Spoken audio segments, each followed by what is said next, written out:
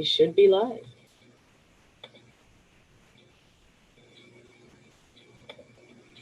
Five percent of the people of the world live in the United States, but we consume 40% of the resources.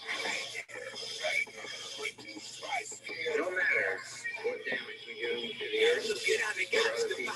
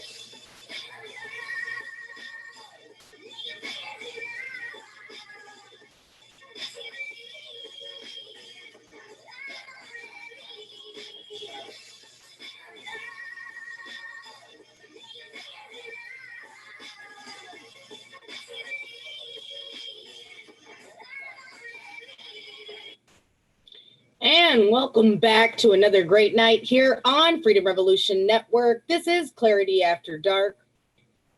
And I have my co-host Red Gypsy with me. Hello. Red. And tonight is... Am I muted in Zoom? What? You're muted? Am I? I don't know. No, you're not. Okay, cool. Yeah, no, you good. Today is Friday, the 31st of January, 2020, and we're going to have a jam-packed show for you. Lots of information, lots of news tonight, lots of buzz going on, many news stories happening at once. Obviously, the biggest thing of tonight is the coronavirus, that's for sure. We'll be talking about that. We'll be talking about a few other stories, some weird things, new news, all different types of things. We got a mixed bag for you tonight.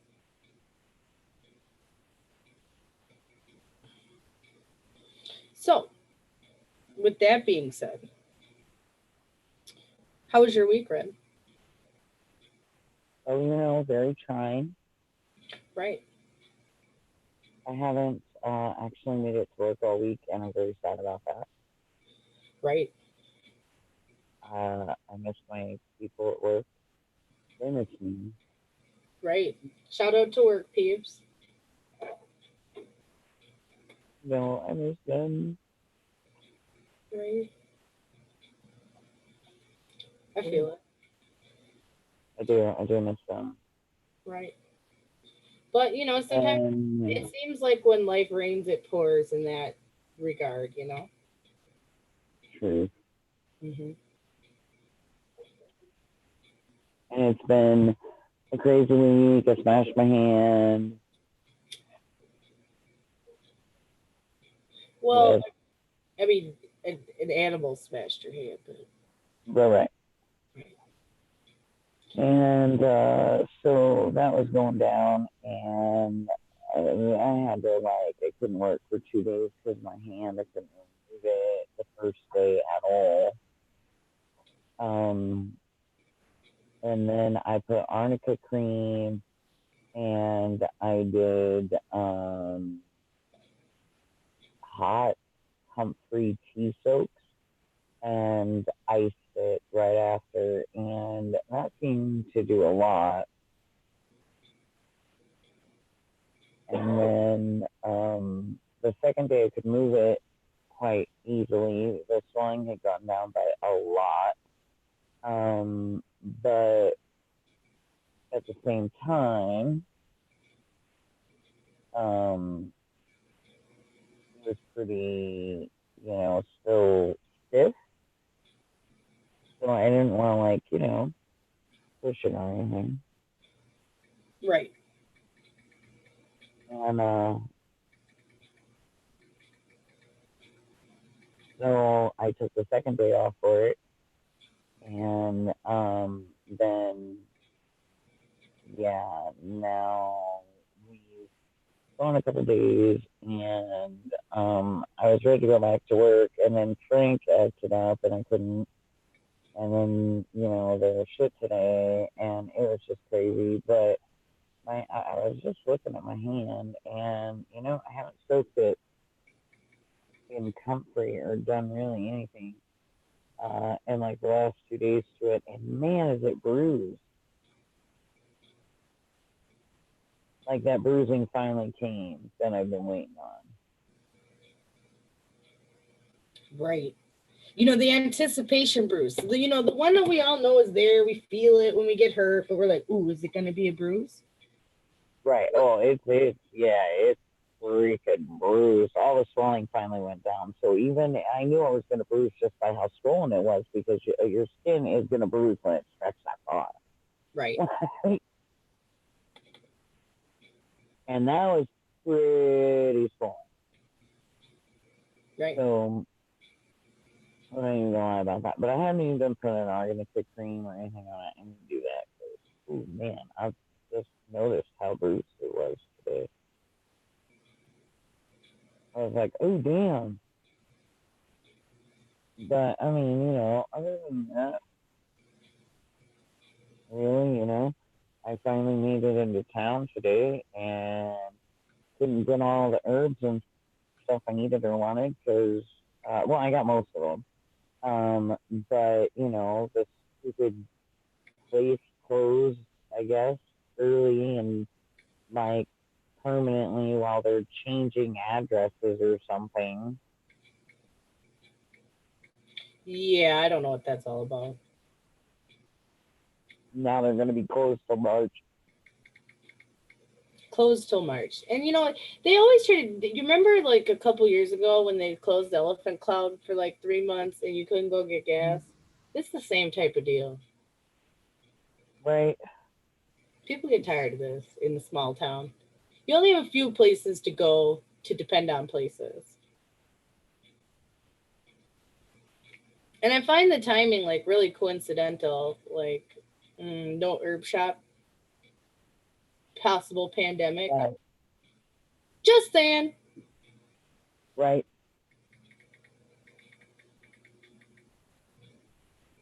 That's all I would like to add about that. Just throwing it the fuck out there. Just saying. That's all.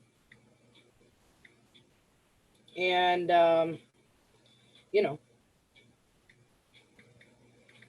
because I just find it, potentially sketchy that, she's closing at the same time and you don't have many other places to go. We don't have any other places to go. I know. Well, I mean, I guess you have the natural grocer, but but they, like I said, unless you cook with the herbs, they don't have it. That's true too. So, like the other herbs that you want, that you can get over there dried, are like echinacea, golden seal, osha root, any of these, and or dandelion even. And like they had dandelion root over there, but it's all like chopped up and weird and at natural grocers. They had dandelion root over there, but I can get dandelion flower in her joint. Right. I was surprised that they had dried elderberry, really. Right.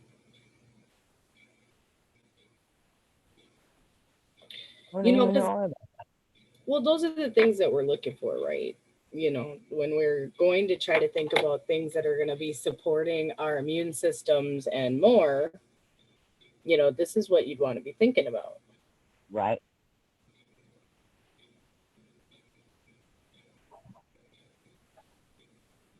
So, that's all. Because, this is one of the most important parts about the coronavirus if people haven't really been paying attention. And for those who have been saying, oh, it's just a cold, your immune system is going to matter on this one. It's going to be what your body can handle. Okay. So it's not just as simple as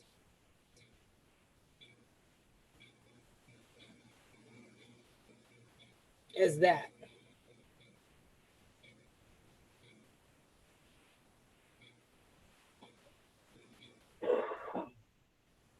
Mhm. So that's why I think it's important.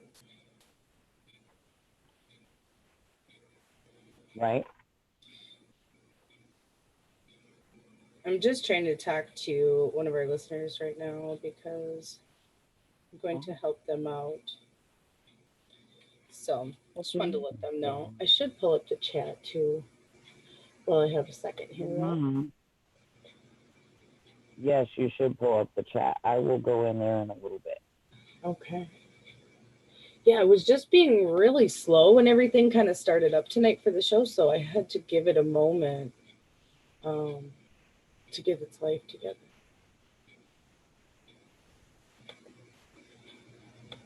Computer's been having a hard time. That's all right. So we're going to click on FRN Radio on freedomrevolutionnetwork.com. We're going to click Clarity After Dark. And let's go see. All right. Oh, I didn't mean to hope I didn't press myself. There we go. So, big shout out to mypatriotsupply.com. We have started partnering with mypatriotsupply.com. They offer survival food, dehydrated food packs, water and air purification systems to get you through any emergencies. I put in a order last night for the Ready Hour kits. They're 72-hour survival kits that have 16 servings in them apiece, 25-year shelf life. They're a great company. I've ordered from them in the past. I've tried their food. I've brought it camping. Probably had someone I even came to see you. Yeah, the kids loved that pudding. I remember that. Kids loved the pudding. They were on that. Right. They were on that. And much more. So please go to freedomrevolutionnetwork.com. Click on our My Patriot Supply link. And that will bring you to My Patriot Supply, and you can find all of the goodies and look for the deal of the day, because these deals of the day are pretty good. Yesterday's deal of the day was a number 10 can of broccoli cheddar soup for $14. Today's deal was breakfast muffins, blueberry breakfast muffins, number 10 can, $9. So you really can't beat those prices. Very good quality stuff, good tasting stuff, long lasting, and a company that refuses to back down to the government. You know, this is a company who's been threatened by the United States government. Give us your stocks because we want to purchase what you've got. And they've said no. So this is a company you want to give your money to, because this is a company who believes in Americans. They also do military discount, by the way. And you don't have to prove much for the military discount. I'm sure all you have to do is call their 1-800 number and tell them, like, you know, your husband served, and you'll get the military discount. And it's a good discount. So with that being said, that is our plug for My Patriot Supply. We will have next week 3 of the 72-hour kits, and one of them I will at least open up to show you the packaging of it and what you get in it. I've only ordered in bulk from them before, so it'll be interesting to see what they put in their 72-hour kit, how they do the servings, what they include, and we'll give a real review. So they said they changed up their packaging a little bit, changed, you know, what they put in there. So I'm excited. My Patriot Supply, supported us right away and said they were glad to have us on their team. So thank you to mypatriotsupply.com. That's awesome. Yeah. Well, it's nice to have groups to be affiliated with on Freedom Revolution Network. We also have an upcoming collaboration. We're going to have a lot of giveaways coming up, people. Lots of giveaways. I'm securing, I already have one deal secured with Up North CBD store. They will be doing a CBD and Kratom giveaway. So one lucky winner will, win a CBD or kratom package. One of each will be given. And we'll give details on that soon. We have another deal that's coming up for a zeolite product for $5 a bottle to help detox your family. And these are all ran by really good Patriot people. We've got some jewelry offers that will be able to be bid on silent auction style, so you can get yourself some awesome handcrafted beaded jewelry.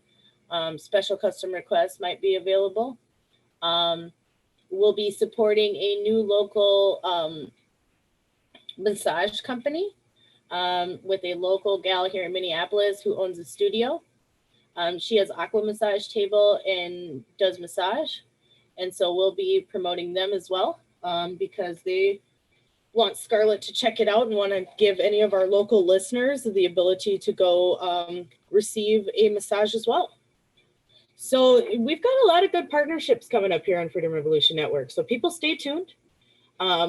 And we'll give you details on how to join. We'll have a contest/giveaway page to kind of explain what we'll be doing, how we're going to go about it, how you can enter, how you can win. And so it should be a great time. Isn't that exciting, Red? That is. I know. So with that being said, let's get into some of the news tonight. I'd like to start with covering coronavirus. Okay, let's go see what the current update is for coronavirus right now. And over the weekend, we will be building our coronavirus page. So please check for freedomrevolutionnetworks.com's update for coronavirus. And we also have a seismic update page as well, too, that we'll be building. So that way, with these updates, we can put them all in one place and you guys can find them quickly and easily. So with that being said.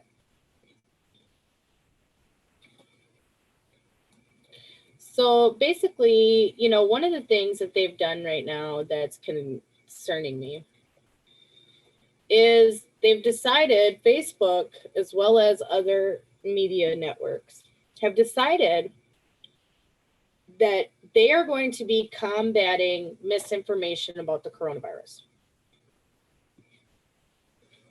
Now, what concerns me about this is it's starting to seem, now we know they already, you know, have censorship in place or what they believe are community standards, right? And what concerns me about this is now they're going to dictate what information is being let out. The information that we're already getting from China is half-truths, because let's remember, they live under a communist regime. They are controlled. They are not allowed to move freely, okay? They've already had their rights taken away from them. So we have to be really careful about what we believe from the Chinese government. They have tried to lie, cheat, and steal any way they can from the United States. And that's true. And we've done it to them because it's been a global game of espionage. But at this point, I think we need to come to terms with this is turning into more of a global policy, Agenda 21, Smart Cities Initiative project under the guise of one world government, because they know that if they can scare everybody into herding together because of this disease, they can implement rules and put us under what now we are under, I like to call medical martial law, for the foreseeable future. Because when does this epidemic end? I mean, last time SARS was around, it lasted for over a year. It was 18 months. Are we going to be under a national health emergency for 18 months?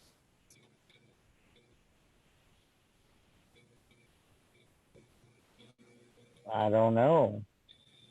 Because this is concerning.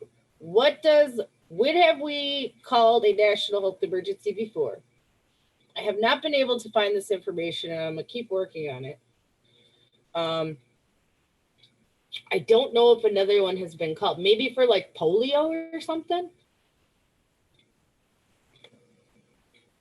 Maybe. I mean, that's the only thing I could think of. Maybe like polio. Like, I don't know. But I don't remember any in the, maybe smallpox.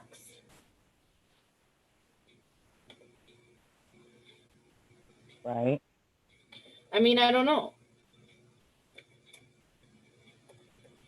I So do I'm find it odd that Chinese people in general were like standing up against the government and doing things like destroying the 5G towers and like taking on and making a stand, and now all of a sudden there's like this virus wiping them all out.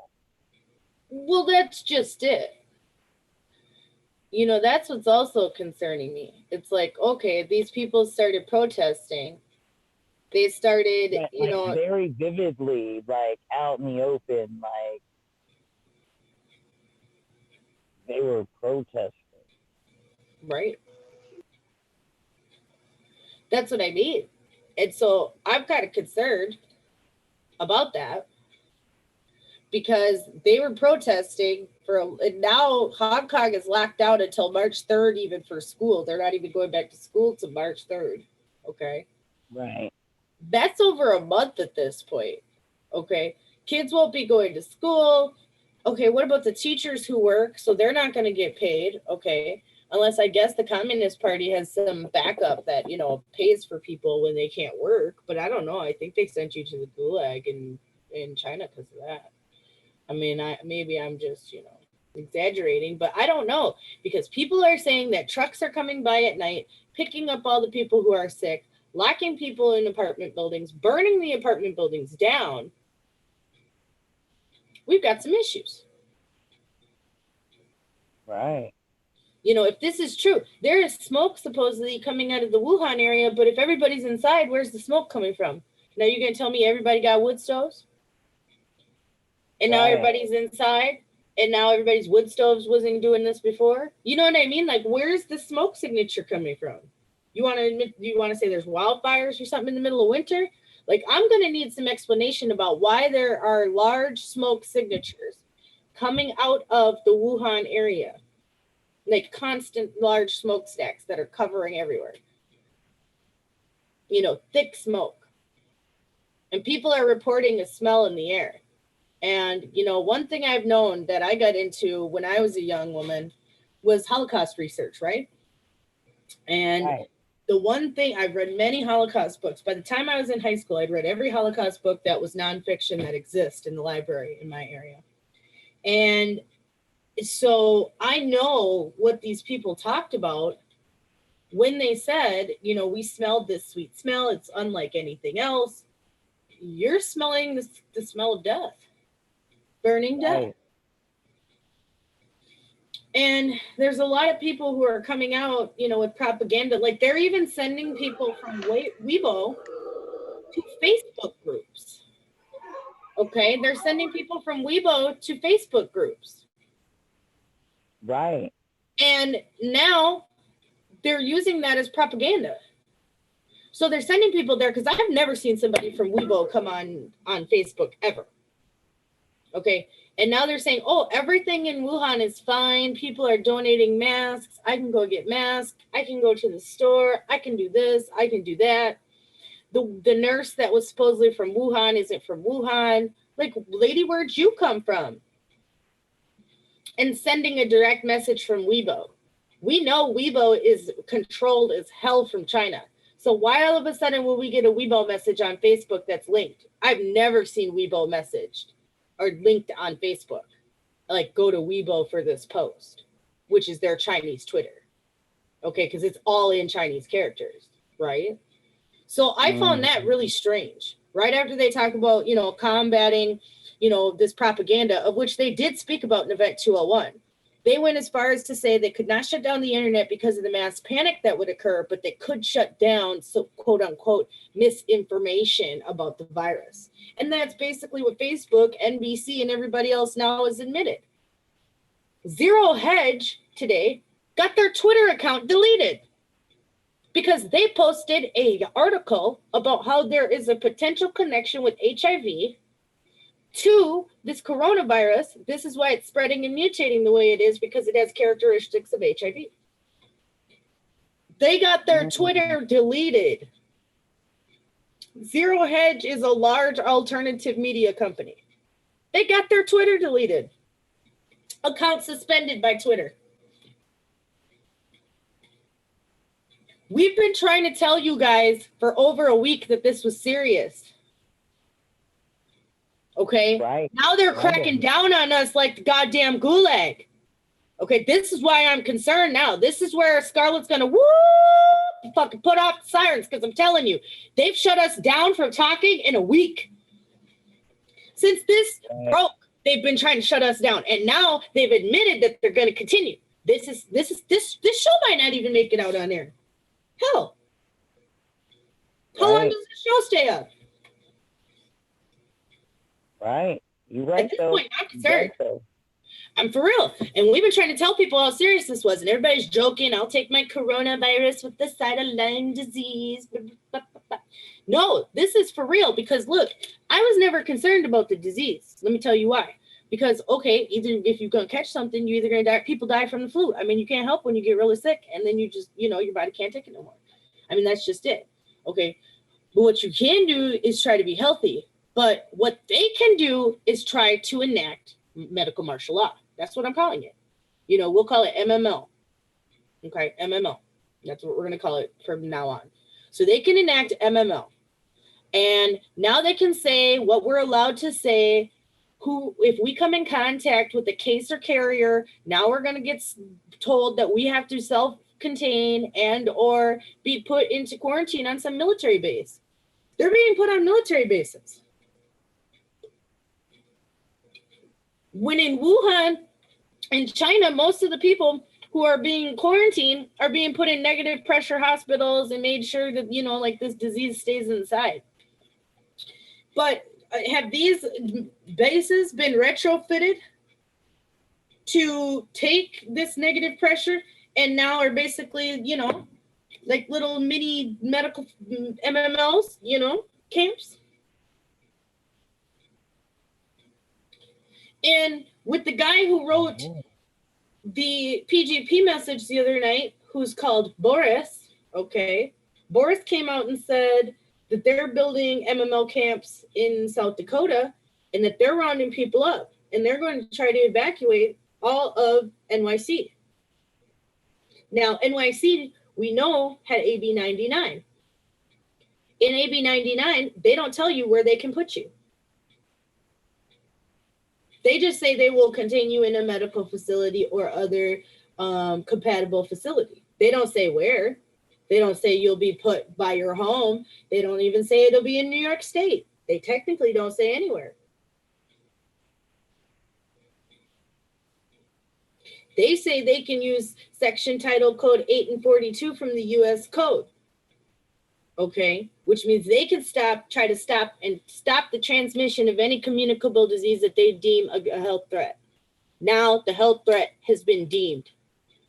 So that means for the greater good, they are going to stop this no matter what. Which means all of us now could be at risk. And that's real.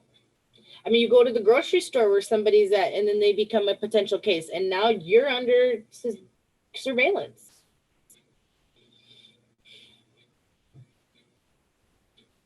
It is that simple. And the WHO, like you brought up earlier when we were talking off air, Red, the WHO brought up that, hey, we don't want anybody to put any travel bans or declare any extra emergencies. We need people to work together. And here we have with travel bans, we had pilots suing their own companies saying we're not flying.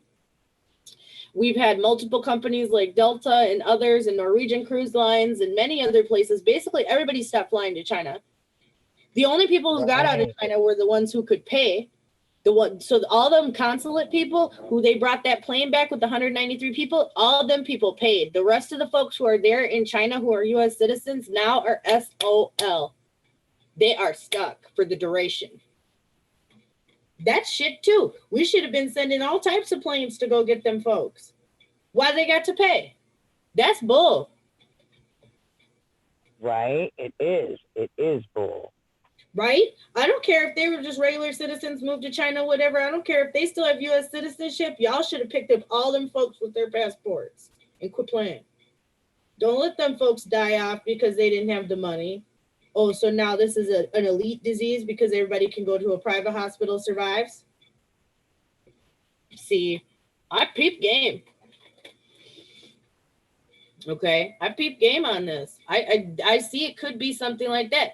I seen a document from a Chinese whistleblower who claims that they did a drill simulation on September 18th of this year in Wuhan for the coronavirus, of which their leaders of their town and all the head people got some antidote pill. That's why they ain't dropping dead. Right. That's what I heard. I can't confirm that, but it'd be interesting to know how many of the Wuhan officials have died. And most of the Chinese are on this island talking about we can better deal with the outbreak on this island. Oh, yes, because y'all all don't want to catch it. Right. You know, like they're safe on an island. It's an island. Like who else? Like no one's around you. Who are you playing with? That sounds like some ivory tower elite crap. Oh, we're on our island, and all you guys have to fend for yourself out there. It's terrible. Right. You know, it's absolutely awful. You know, I feel bad for all these people. You know, we're at super high numbers now, okay? And we're at 11,952 confirmed cases, 259 deaths. Okay. It's pretty bad. I mean, and the symptoms only include fever, coughing, breathing difficulties, and then it can become fatal. I mean, that sounds like a cold, but then you die. So, like, I get what everybody's saying about this whole cold thing, but then you die. And you don't die from a cold. You don't die from the flu. This is when I'm like, is it really the coronavirus? Because, again, we only know what they fucking tell us, and none of us have the ability to fucking test this shit and tell you what it is. We have to take their word on what they're saying it is, and what's the guarantee what they've told us it is what it actually is. Man, you know what?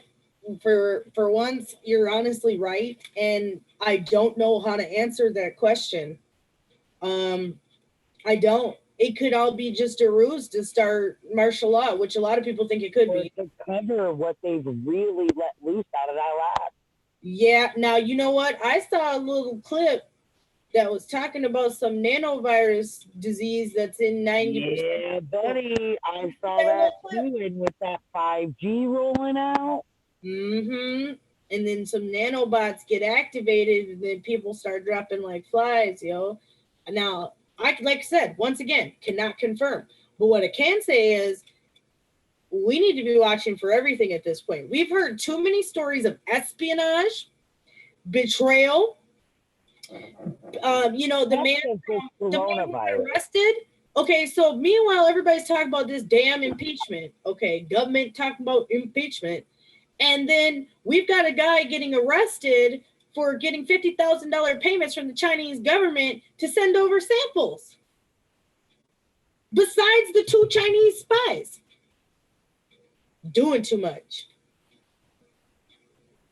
Doing too much. Okay, nobody's talking about that, but that happened. Who is this guy? How come they decide to bust him now? A couple weeks into this going on. Okay, where has Trump been to even say anything about it? He sure can talk about how farms are going to go to hell in Iowa if they don't vote for Trump, but we peep silent about the coronavirus. But you assembled a team for your coronavirus team, and now you have a health czar on the board, but we didn't hear a peep about it. I don't like that either. Right, me neither. Because you should have been saying something from day one, Trump. Day one. You should have been saying, hey, we're going to watch this. We're going to stay on top of it. You know, I'm going to, get my best people together, and we're going to create a board or a team or whatever. panel, whatever the hell they're calling themselves, and we're going to look into this. And if things change, we'll let you know. And if we have to, we will issue a a national health threat advisory. Right? Right. Right. None of that happened until today. The day after the WHO comes out, they come out saying crazy stuff. Now, this is the same week that this man has come out with the Middle East peace deal, right? And now they're basically telling Palestine they can't exist, right? Right, because that's what's actually happening. They're told they don't get no more land. The Jewish people who have settled in their places, they ain't got to leave.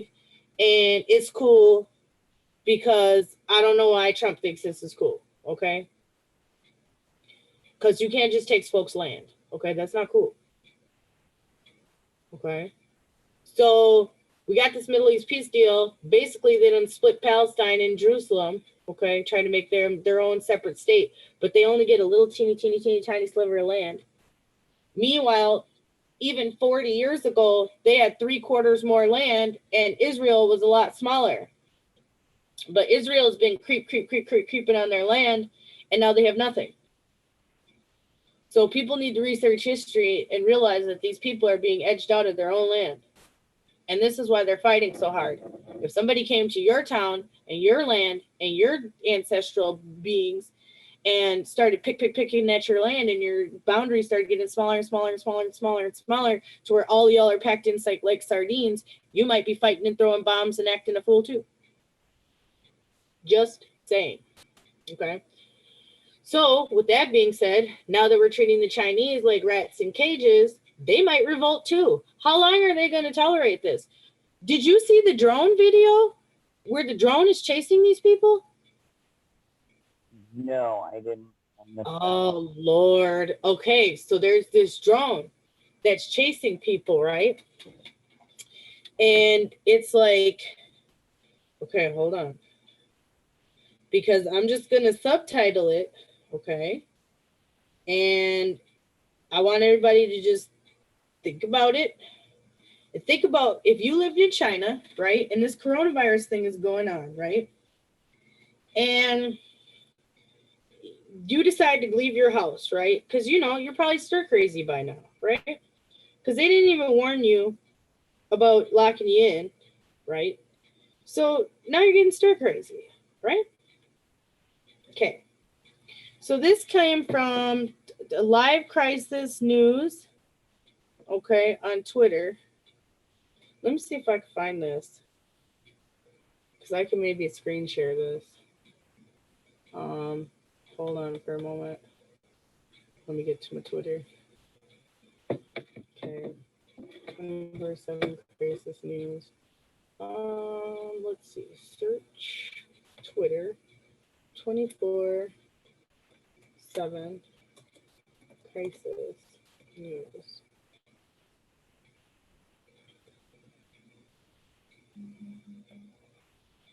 Okay, we're gonna try to find this 24/7 Crisis News.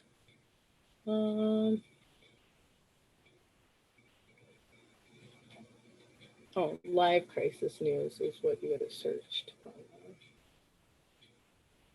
So I'm gonna find that real quick. Okay, but think about it. Okay, so at Live Crisis News. So think about it.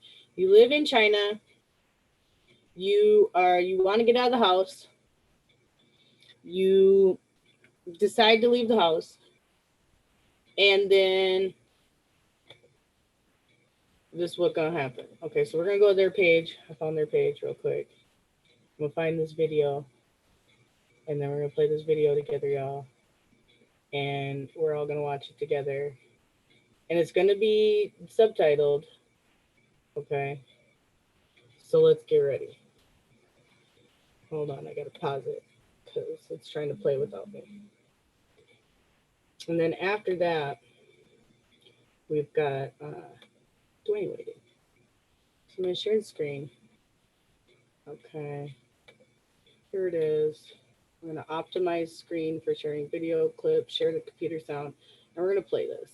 And everybody, you see the captions?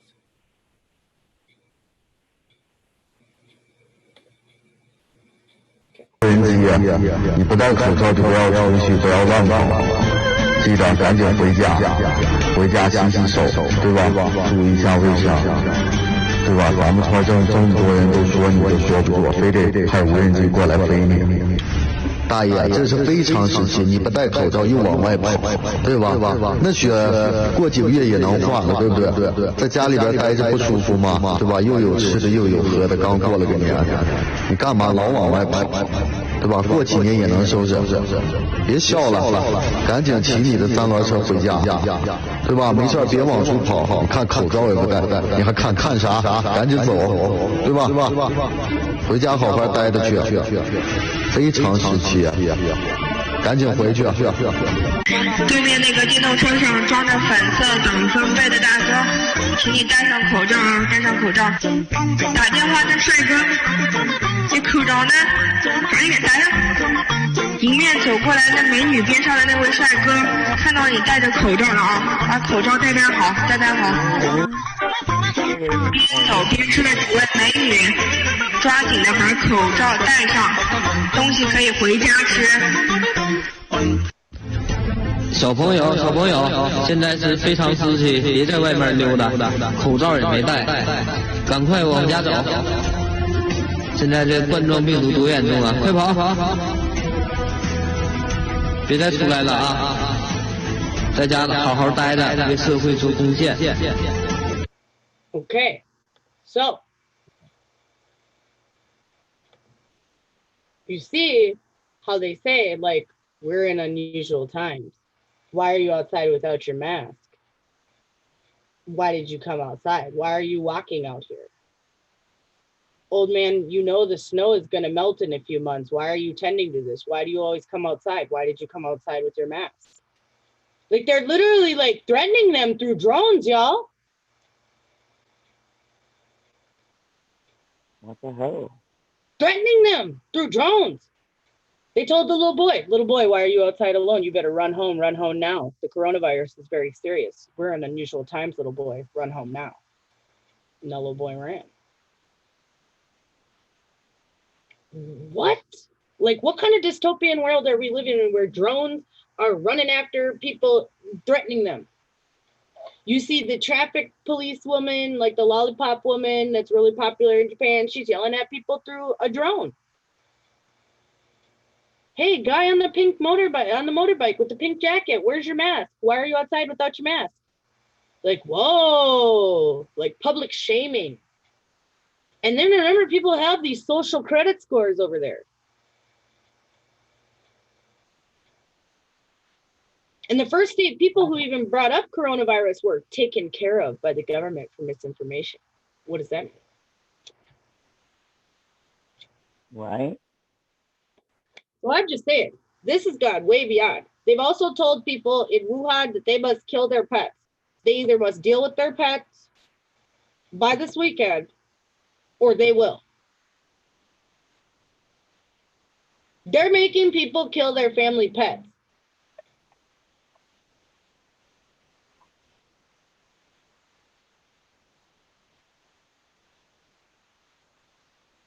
This has gone way too far. They're going to Stockholm syndrome people into believing that this is the way it's supposed to be. And this is not the way it's supposed to be. Right, it's not. Like, this is wild. Just absolutely wild. And so if we don't think for a minute that some of these things couldn't come here with restriction of travel and some of the restrictions that could be put on us, we've got another thing coming. Because they're already doing it in China. And we don't know what a national health emergency entails. And so with that, we're going to bring on Dwayne. Hello, Dwayne. Oh. Hello.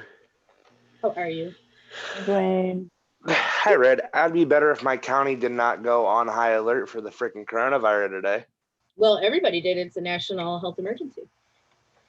I guess we had 2 kids come back from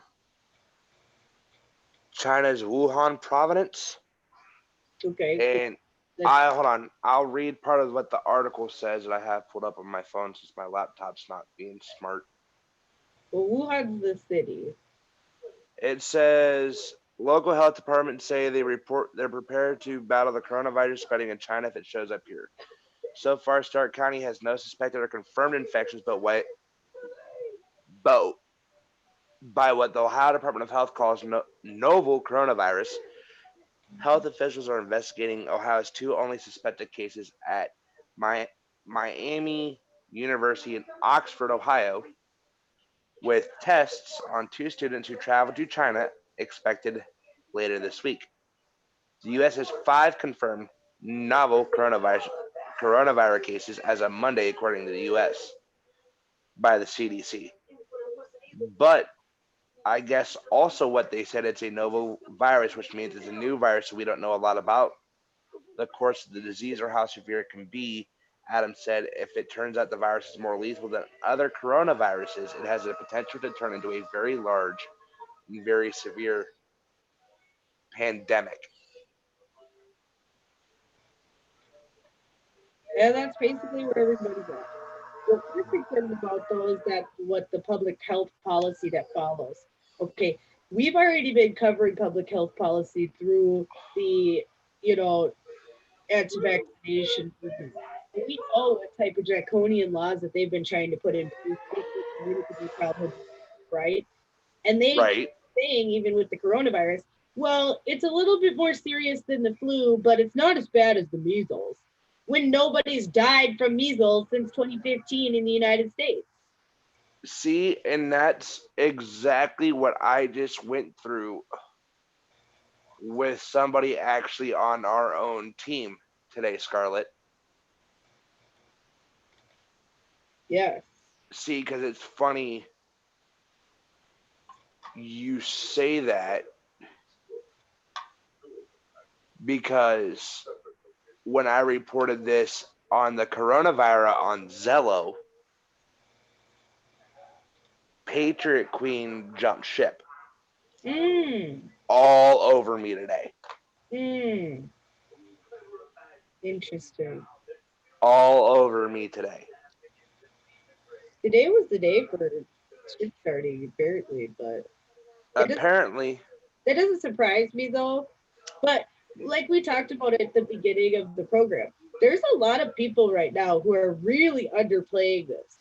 Okay. Right. Now, cold and flu usually don't take out people. Okay. Usually it's the immunocompromised. You know, a lot of people who have had their flu shots die anyway. Like, this is something that always happened, okay, throughout the years, right? Right. And so this isn't something new. 10,000 people usually die a year, but that's out of 350 million people in the United States. Okay. Right. This year in particular has been worse for flu, but flu season had last longer too. It started in like August of this year and has lasted through now and is just now peaking when really it could have been peaking like next month after. So it's ahead of schedule. So yes, we're seeing more serious consequences. They said recently Minnesota's having their worst flu season since 2009. Now, I'm not particularly seeing that personally, but I remember catching the flu in 2009 when somebody had it and we were working, you know, in the mall. And so you catch all types of diseases in the mall. And then I went down for a few days and it was fine. You just have to watch your body. Once you feel your body getting too weak and too, you know, you have to medically intervene unless you keep your body healthy through herbs or homeopathy or other methods. So I think what people need to understand is not necessarily the coronavirus itself that's the problem. It is the public health policy that they will try to push down, as well as the quarantine techniques, as well as the travel restrictions, as well as the stigmas. Because, see, look, if people start catching this in the United States, people are going to start shunning each other until a vaccine occurs. There could be violence against people who have this disease. You could lose your job over it. There could be many different scenarios that I think people aren't thinking about. They could stop commerce. They could stop trade. They could stop mail from China. Yep. And what a lot of people stop mail pretty soon. Right. And what a lot of people aren't knowing too is they're testing first responders. Yeah. Because I'll speak openly. We were tested last week. See, so they know something's going on. 50 to 60. Now, mind you, I run a 40 to 50 man station. Right. All 50 of us, within a 4-day span, had blood work drawn, mandatory. We refused blood work being drawn. We lost our jobs. We lost our certifications. They were going to yank this from us. And was forced to run a training to where now, during the middle of the summer when it happens, we can't even wear long sleeve t-shirts. I meant short sleeve. This is so serious, that even us first responders are taking precautions. That should right there obviously show you that if your first responders are taking caution, so should you. You know what I'm saying? Can I still be heard? Yeah. Oh, yeah. Okay. Everybody is dilly-dallying around with this shit. This is literally life or fucking death. Stop playing Russian roulette with your life. Plain and simple. I don't know any other way to put it over the last 3 weeks. I mean, we've only known about this for a week in the United States. China didn't even talk about it. They didn't even tell their people about it. They heard rumors, and they've been trying to, quote unquote, suppress the netizens. That's what they call their people on the internet in China. But they didn't even admit to them until this week, or put lockdowns until last week when they were told, hey, in 9 hours, we're going to shut down the city. And people mass exodus out of Wuhan, over 5 million people of the 11 million population, and who went to God knows who where. Right. And throughout 13 other cities that were locked down systematically. Tons of people fled. Millions of people fled. And tomorrow, people are going to be let back on trains to go home. Well, actually, today, it's happening right now. And here's another thing that I caught, and Red and Scarlet, I don't know if you caught this, but we're kind of seeing our first case here in the U.S. where it was spread by human-to-human contact. Yeah. Yep. The wife gave it to the husband. Yep.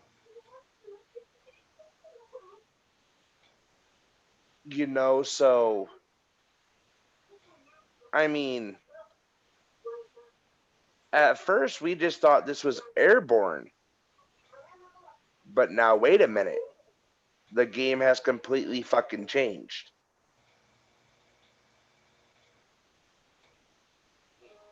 Human to human. Well, and they infect 2 to 6 people, and it's an 83% infection rate. So if you come in contact with somebody, there's an 83% chance that you will actually come down with the infection itself. Right. So it's out of control.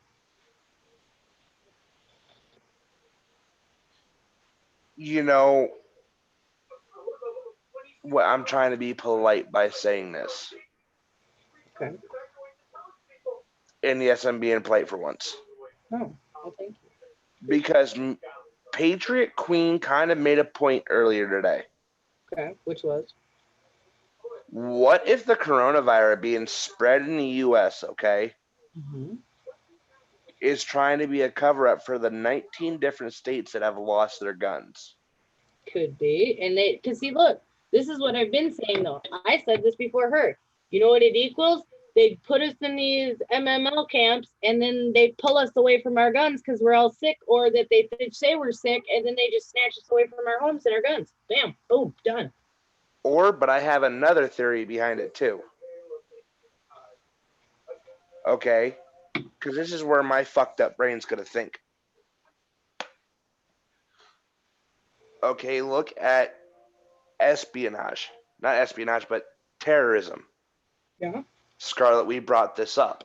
Well, yeah, I've already talked about the Super Bowl thing. I just posted that in Intel about how this gentleman believes that this is going to happen at the Super Bowl, that they're going to release coronavirus particles and then tell everybody that, you know, all these people are infected and people are going to go from every state to the Super Bowl because they do. And then they're going to bring Right. it home to everywhere that they came from. See, what if it was another? Now, mind All you, this has to do is be a plan for the New World Order to take over. It's very simple. They said they're doing it through the World Economic Forum, through, you know, the Council on Foreign Relations, through Bill and Melinda Gates Foundation, through Johnson and Johnson, through everyone. Literally right? everyone. This is their play because they can't take rights any other way, but they can scare the shit out of people with the disease and make them come to their knees. It's that simple. See, I wasn't even thinking about the companies. I was thinking about another fucking country. No, companies work together now. Companies are the new countries. They are the new players at the table. Ah, They have money. They have more money than small countries. So they get to come to the table and they get to decide policy and they get to decide what happens because they're paying in, you see? And so they've okay. got tribes and special interests and all this other shit. And so it's something to watch because what if it does happen? It would spread like wildfire. And then the national health emergency is already put in place. So it's not hard then to quarantine and then put people where you want them. Right, and then the mandatory quarantine was put in place today. You know, which I seen you posted that. Yeah.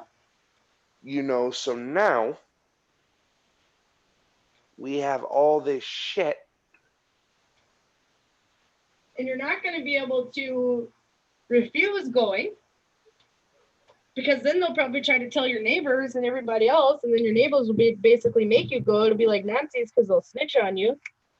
And it's going to be really dangerous. I don't think it's going to be dog eat dog. Right. Okay. If we start seeing this actually places and we actually start seeing the coronavirus spread here, or we actually start seeing United States deaths, well, it's going to be a bloodbath. People already try to shit on people to get to the top over the internet. Let it be a disease. If they even think, like they've already done it to the man who flew on the Southwest flight that was going to Las Vegas. So guy's going to Las Vegas, right? Right. And he's on Southwest, and he puts his head back on the plane on the headrest, and he's got a little bit of cough, you know, and he's talking to the stewardess, and he's like, you know, I feel a little woozy, you know, blah blah blah, right? She then flips out, okay, Okay. disappears behind the curtain, all right, talks to somebody on her headset, then comes out to this man and his wife, right, and says with another person and says, you are going to take these pills right now or we are going to land this flight. Oh, I saw this video. I didn't. Okay. And they told him either you take these pills or we're landing this flight. And if you don't take these pills, we're going to land the flight. So take these pills right now. They did not tell him what these pills were. They did not say where they got them from. His wife said he's not taking any pills. They said, oh, yes, you are. He said, oh, no, I'm not. They said we're landing the plane. If not, he takes the pills. They land the plane anyway. They take him out in hazmat suits in the ambulance, and now he's under quarantine. See. All because he said he felt woozy on a flight. How many people have been on a flight feeling woozy or was drunk or hungover or, you know, whatever?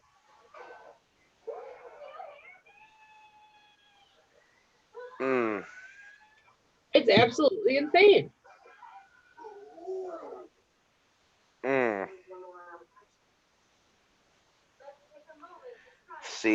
See, something's not right with that at all. I'd be suing the airline. How are you going to try to make me take some pills?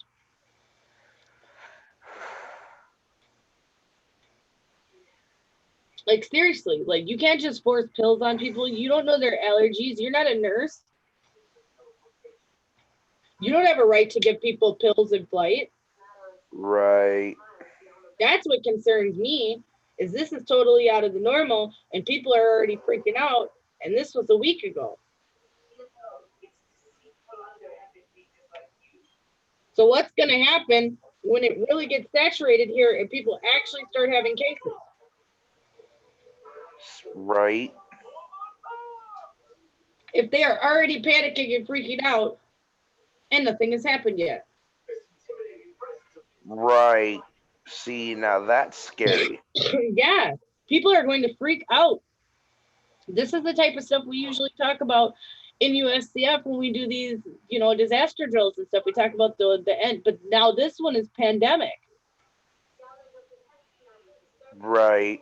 If people can't get food or supplies or what they need, they're going to fight for it.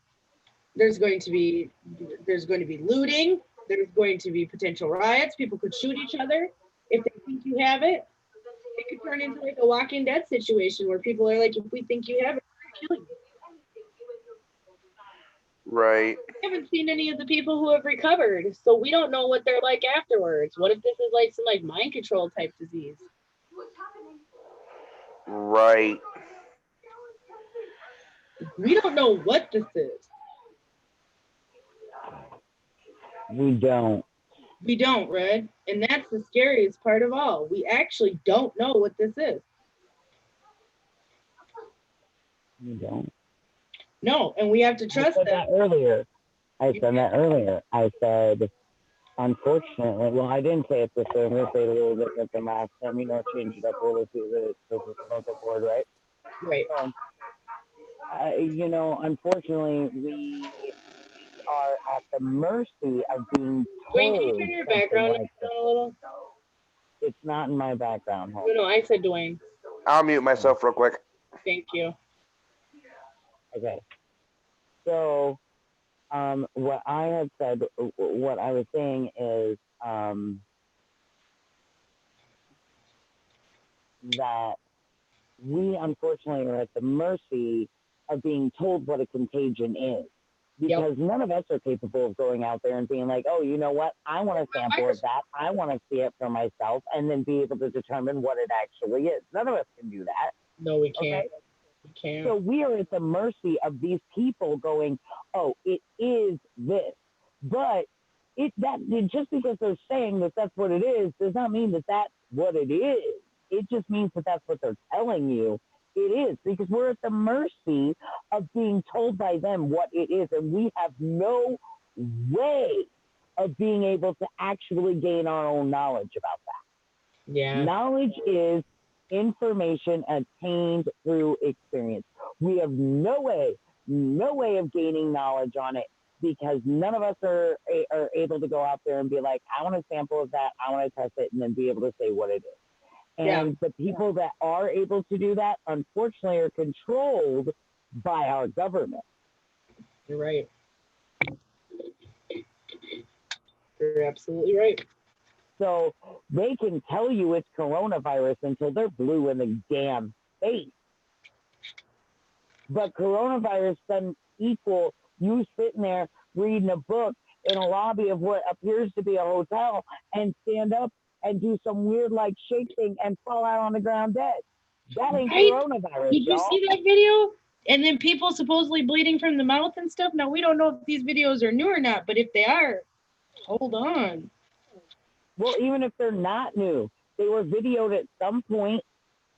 Right. So what is that? So has this been an ongoing thing? I mentioned this before. And I hate to go into a movie thing because, it's chicken feed. But again, it's chicken feed, y'all. They put it in Hollywood so you won't believe it when it freaking happens in real life. Because you're going to go, oh, people are just comparing it to this movie. And they're all wrapped up in Hollywood conspiracy theorists, assholes. No, assholes. Read the CIA declassified files. Read all the information. Do your actual research. You will learn that they call this shit chicken feed. It's an actual terminology that they use. Chicken feed. So Resident Evil being the chicken feed that they've used, is this Raccoon City? Have they been experimenting on these people this whole time and now it's finally gotten out of control and they're like, oh shit, Right, and now they Coronavirus. right, and now they got to come up with a way to fucking find a cure for it. Right, but there ain't no cure. See, they ain't got no cure. There's never been a cure. This don't got no cure. You have done mutations equaling into some crazy bioweaponry shit that you don't want to talk about, and hence why you're killing people, shooting people, locking them in their houses, Killing their animals. Killing their animals. killing their animals, because you don't know what more mutations. You're trying to stop shit before we actually see shit like the Resident Evil monsters, because that's the kind of shit coming up. And I would also like to add, just because they say these people died, does that mean that they really died? Or are they Right, just or are they in some dead secret to us? concentration camp? You ain't never lied. Because they like to put people in concentration camps in China. Just saying. You know, They there's do. another thought. Are they just dead to us because you've taken them somewhere else before the mutation does more to them that you don't want us knowing about? Yeah. You know what? That's a really good point. Like See, the but, Walking Dead. but what if this is a different form of the Holocaust? Well, that's just it's a genocide for sure. I mean, regardless. I mean, we're watching. The last few pandemics have wiped out tons of Chinese. I know they have a large population, but why isn't India wiped out the same way? And India has Here's my thing. population. Again, I hate to be this person, but their actual fucking emblem for the lab in Wuhan looks exactly like the Umbrella Corporation. You're right, though. It's a white and red umbrella. Right? Yeah, you're right. Come on. You're right about that. White and red umbrella, y'all. Red, you've never lied. It's true. Okay? That is the logo for the 4th level lab, which is only one of maybe 2 in all of China. Yeah, I think they said 2 BSL level 4 labs in China. But we can't find the second one. Yeah, where's the second one? Why aren't they? We can't find it. Because we have a bioweapons treaty of 1985 that is supposed to be followed. And a lot of people feel like China has, gone back on the treaty. And, I don't know what to think. With American scientists, Chinese scientists, all these people with hands on it, how do we know? We don't know. They're passing us damn hot potato. Okay, because I'm just saying, okay? Their fucking logo is the exact same as the Umbrella Corporation. They're telling us it's the coronavirus, which is supposed to be a simple, like, cold/respiratory thing, right? All kind of upper, lower respiratory, mutating into the lower, started as upper. Okay, we can handle this. This ain't no big deal.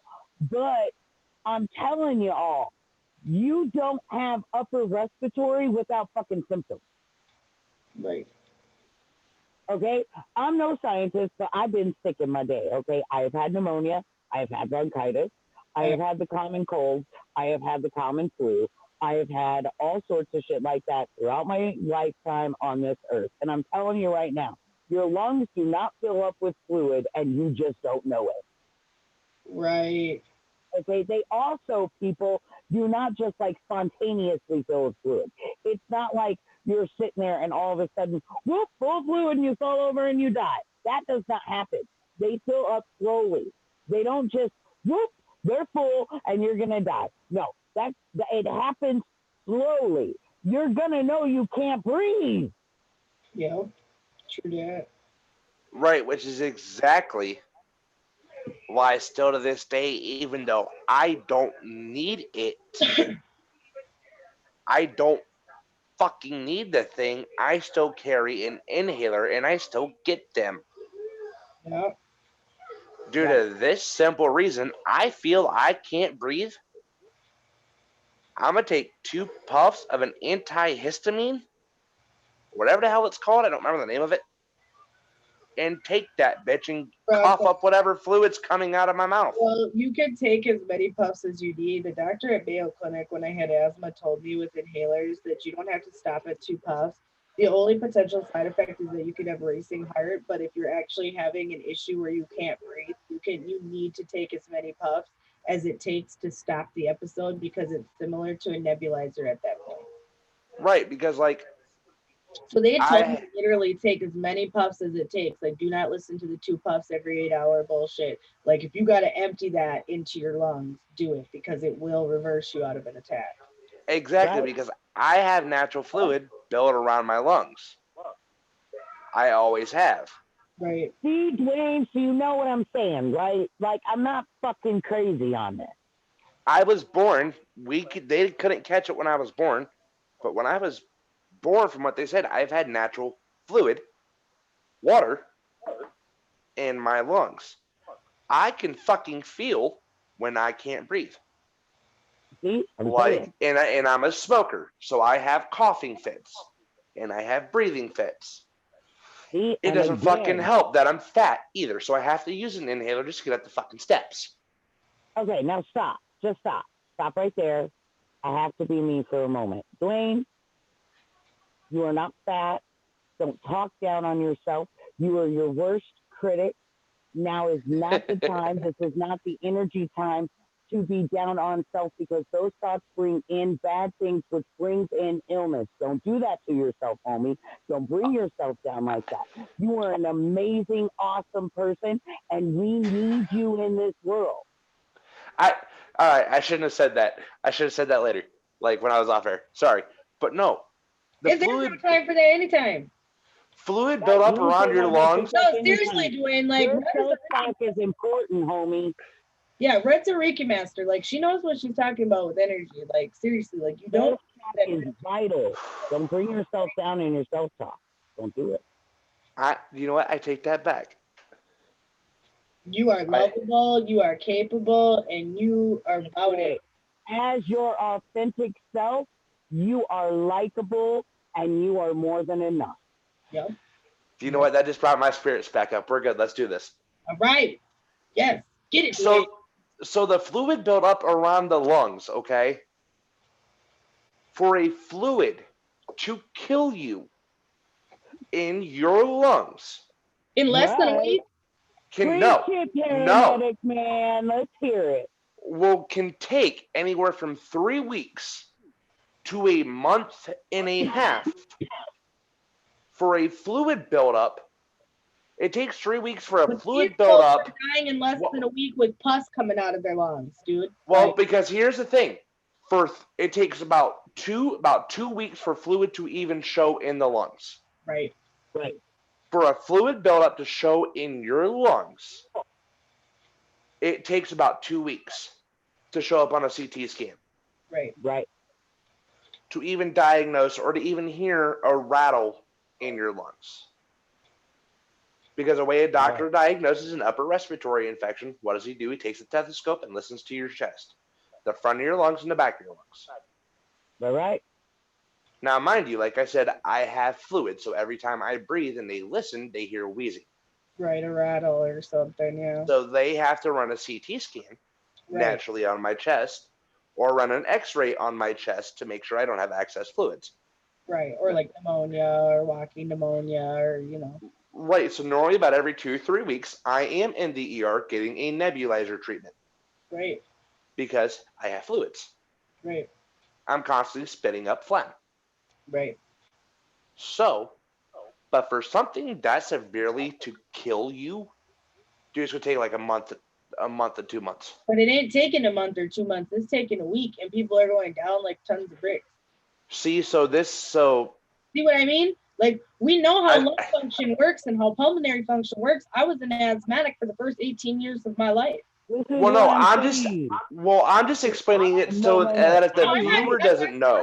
With you, Dwayne. No, I love the fact that we can say something, especially me being what now I have to classify myself as a folk healer, medicine woman, whatever I guess you want to put whichever label on me.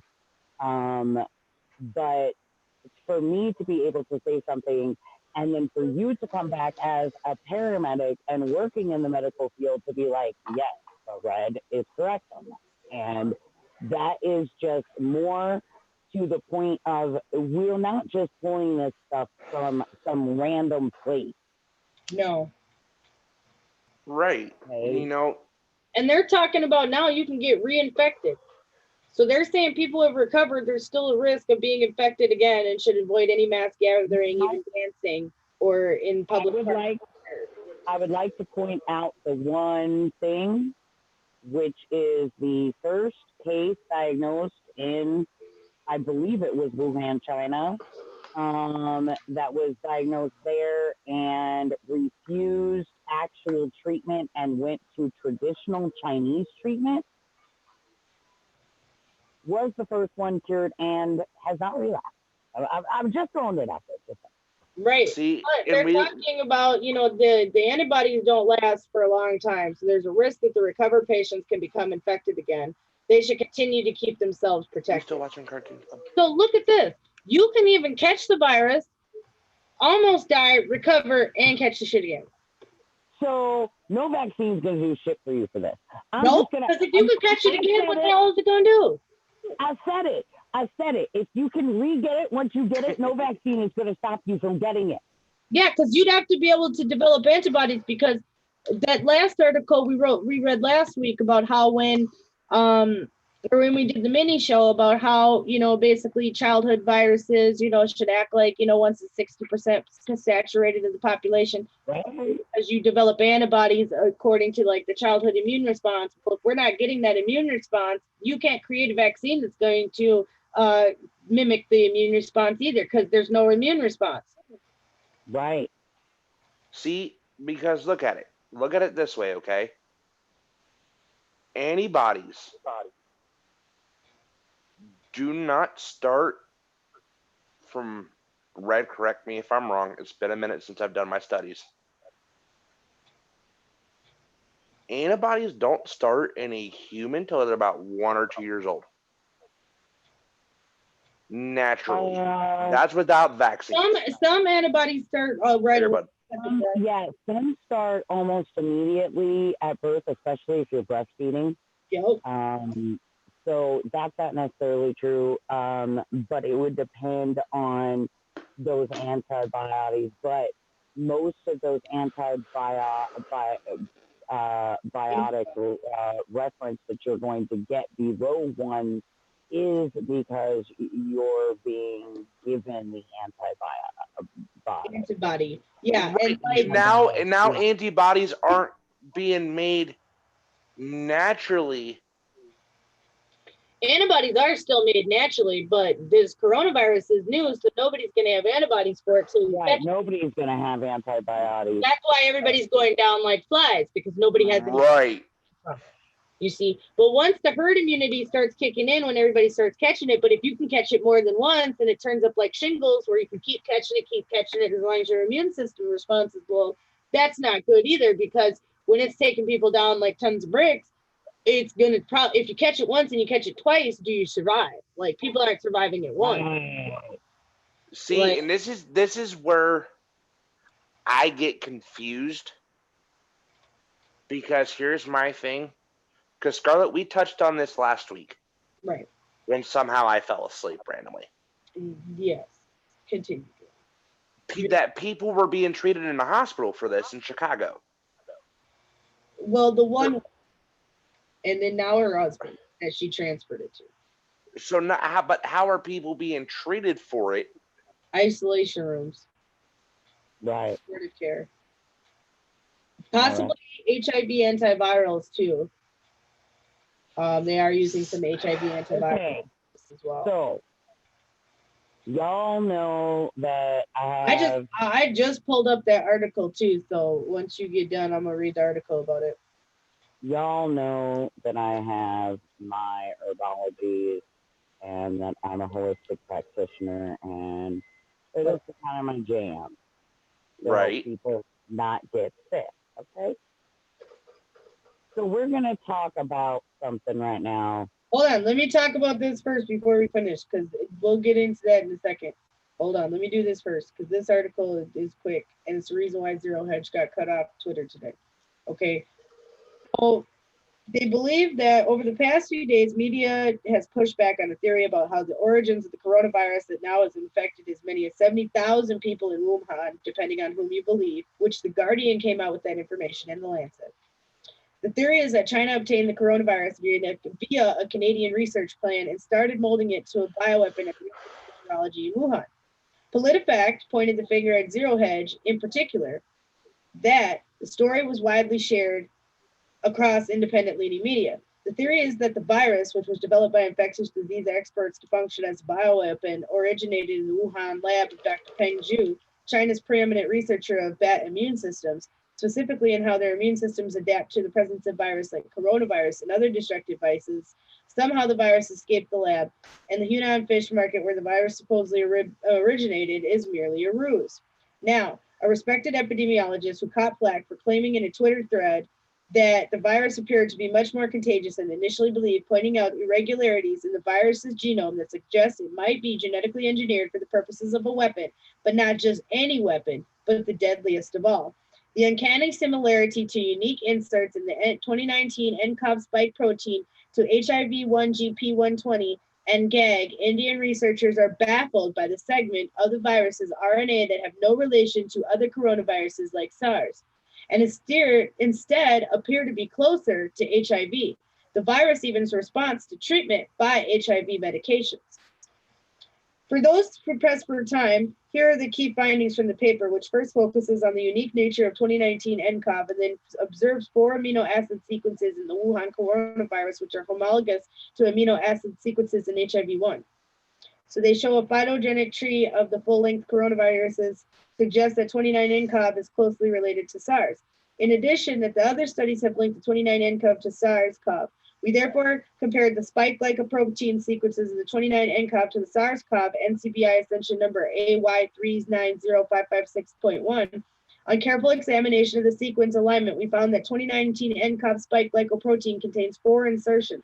To further investigate those inserts we are present in any other coronavirus, we performed multiple sequence alignment of the spike glycoprotein amino acid sequences of all available coronaviruses in the NCBI references. This includes 1 sequence of 2019 nCoV. We found that these 4 insertions, inserts 1, 2, 3, and 4, are unique to 2019 nCoV and are not present in any other coronaviruses analyzed. Another group from China had documented 3 insertions comparing fewer spike glycoprotein sequences of coronaviruses, and another group from China had documented 3 insertions comparing fewer spike glycoprotein sequences of coronaviruses. We then translated the aligned genome and found all the inserts were present in all Wuhan 2019 nCoV viruses, except the 2019 nCoV virus of bat as a host. Listen, y'all. Intrigued by the 4 highly conserved inserts unique to 2019 nCoV, we wanted to understand their origin. For this purpose, we used 2019 nCoV no local alignment with each insert as a query against all virus genomes and considered hits with 100% sequence coverage. Surprisingly, each of the 4 inserts aligned with short segments of the human immunodeficiency virus 1 proteins. The amino acid positions of the insert in the 29 nCoV and the corresponding residues in the HIV-1GP120 and HIV-1 GAG are shown in Table 1.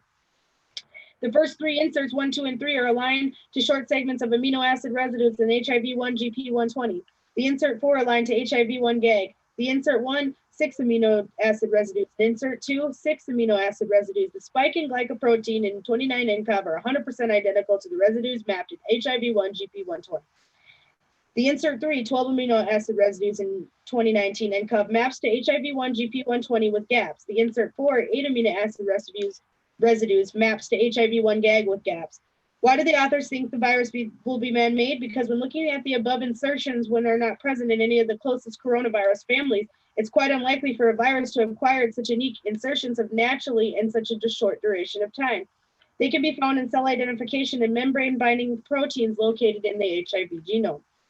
Since the S protein of the 29 nCoV shares the closest ancestry with SARS-GZ02, the sequence coding for the spike proteins of the 2 viruses were compared using multi-alum software.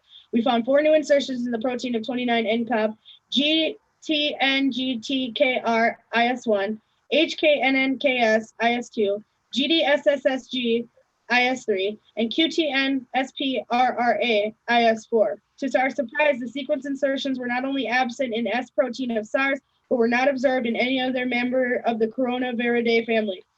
This is startling, as it's quite unlikely for a virus to have acquired such unique insertions naturally in a short amount of time. The insertions were observed and present in all the genomic sequences of 29 nCoV virus available from the recent clinical isolates. To know the source of these insertions, the 2019 NCOV local alignment was done with BLAST-P, using the insertions as query with all the virus genome. Unexpectedly, all the insertions got aligned with human immunodeficiency virus. Further analysis revealed that the aligned sequences of HIV-1 with 2019 NCOV were derived from surface glycoprotein GP120 amino acid sequence positions 404, 409, 62, 462, 467, 136, 150, and from GAG protein 366384 amino acid. GAG protein of HIV is involved in host membrane binding, packaging of the virus for the formation of virus-like particles. GP120 plays a crucial role in recognizing the host cell by binding to the primary receptor CD4. This binding induces structural rearrangements in GP120, creating a high affinity binding for chemokine co-receptor CXCR4 and CCR5. And some visuals lead to the structural change that might have also increased the range of host cells that 2019 NCOV can affect. To the best of our knowledge, the function in these motifs is not clear in HIV and need to be explored. The exchange of genetic material among viruses is well known, and such a critical exchange highlights the risks need to be investigated between the relations of seemingly unrelated virus families. A good recap of the findings was found by Dr. Feigelding, who started his explanatory thread by pointing out that the transmission rate outside China has surpassed the rate inside China. Now, this is the same man that we read about how the R0 factor was over 3.8 and how many people it was infecting. So this Eric Feigelding is very interesting because he's been trying to say it. He's been trying to say it. But the smoking gun in these pieces are the virus's genetic code that Indian researchers led by Prashant Pranahan at the Indian Institute of Technology found may have been embedded from HIV, which belongs to an entirely different family of viruses. So wait a minute. So you just said earlier, okay, that it's being treated like an HIV. Viral, yes, and now they're admitting, at least in this, that it's probably HIV in nature, which makes sense why they're treating it with HIV antivirals. So if it's being treated with an HIV, so this is being treated like an STD. Worse than an STD, this is a human immunodeficiency syndrome. It literally kills your immune system and then kills you. Like, this is way bigger than an STD. HIV is not an STD, bro. It kills all of your cells, Oh yeah, all of your functions, all of your blood functions, all your hemoglobins, everything. Like, it literally, like, yeah, not good. I don't know why I said that. I sound stupid. But so continuing on, but Red, now enlighten us about some herbs because we obviously need to protect ourselves. Well, I'm actually going to tell you guys about an herb. Unfortunately, when I started this little write-up on this herb, okay, first of all, this is my disclaimer, okay? So just use disclaimer right now for this herb that I'm about to discuss with you is I'm sorry. I'm sorry because I had no idea when I started writing this that I was about to tell you all about something that you actually really can't get your hands on. Right. I was unaware of that because of where I'm located, and you're going to understand that when I explain this herb to you.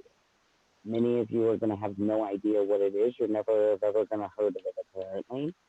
I didn't hear about it until I moved here, but there's so many herbs in the world, but I just thought I was like one of the rare few because like everybody here treated me like, how do you not know about this? And I'm like, never heard of it. And they're like, how do you not know? Like you, the healer, the woman of the place that does this, you don't know about this? And I'm like, fill me in. So I didn't realize that I was actually attaining medicine, women, medicine, men, folklore, folk medicine,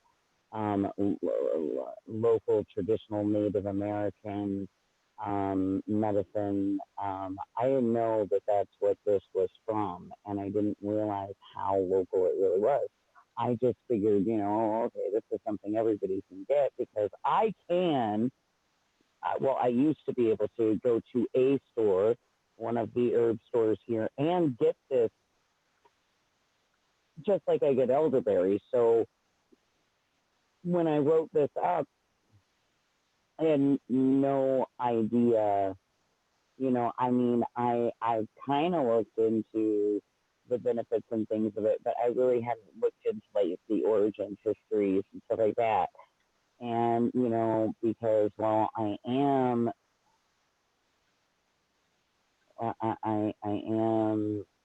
I'm very Hippocrates, man. And, if they're passing it down to me and I can physically see it work, I don't really question it past that. It works. I know it does. I've seen it work on myself, on others, you know what I mean? Like, that's, that's how I roll. I believe in information through experience. I don't believe in the theories and all bullshit that needs to be set aside. You can't prove any of that. You can't do any of that. This I can see work. Okay. Now that being said, we are going to talk about. I was introduced to it as OSHA root. It's also known as bear root or life root. Now, it's a very Native American herb, and it is from the parsley family. However, it grows apparently really only in the southern American Rocky Mountains, and specifically, really, which I didn't know, in the San Luis Valley. So basically, where red lives are. Exactly where I live. So, but that's still a large area, though. I mean, that's 1,000 square miles of area or million. Yeah, but apparently all of our mountain ranges are one side to the other and all the way around it. Right. Like in acres. Wild, just growing. Right. So, now here's things that we should know. OSHA roots are often used for sore throats, loosening a phlegm, common cold. It's great when you boil it into a tea. It's been used by the ethnic group Raramura in northern Mexico for the treatment of diabetes, tuberculosis, stomachache, diarrhea, and ritual healing ceremonies. All of Mexico uses OSHA root for anti-ulcer remedies. Science does back life root for a gastroprotective activity. It has an LP organic extract that's used by ethnomedicine, and it's proven effective in rats in science. So, just saying. For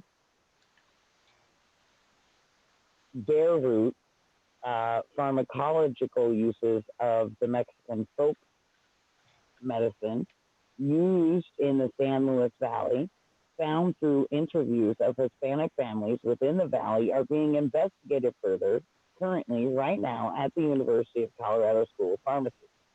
Now, there was also in 2011 and 2016, there were some national national research projects done. And those studies showed that OSHA does in fact show a sedative property.